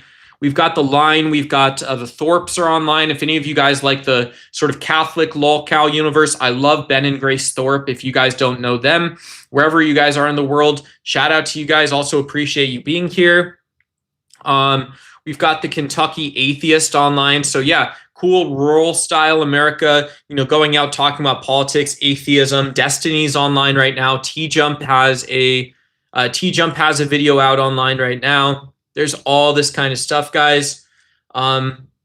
So yeah, do you guys want to go watch something silly? Go watch something serious? I can just take you guys to one of my videos or something too.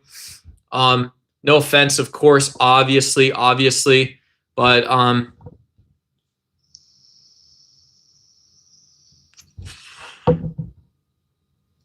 hell yeah. Hell yeah. Let's see.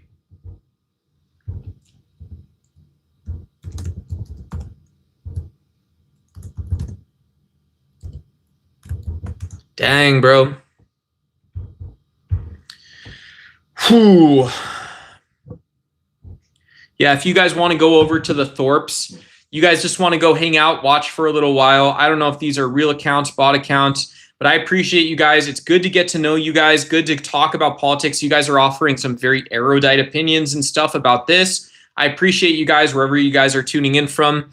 I'm going to set up this Thorpe Tube redirect, guys. And yeah, Grace Thorpe, if you guys want to know the preview, she's talking about lesbianism or something like this, I think.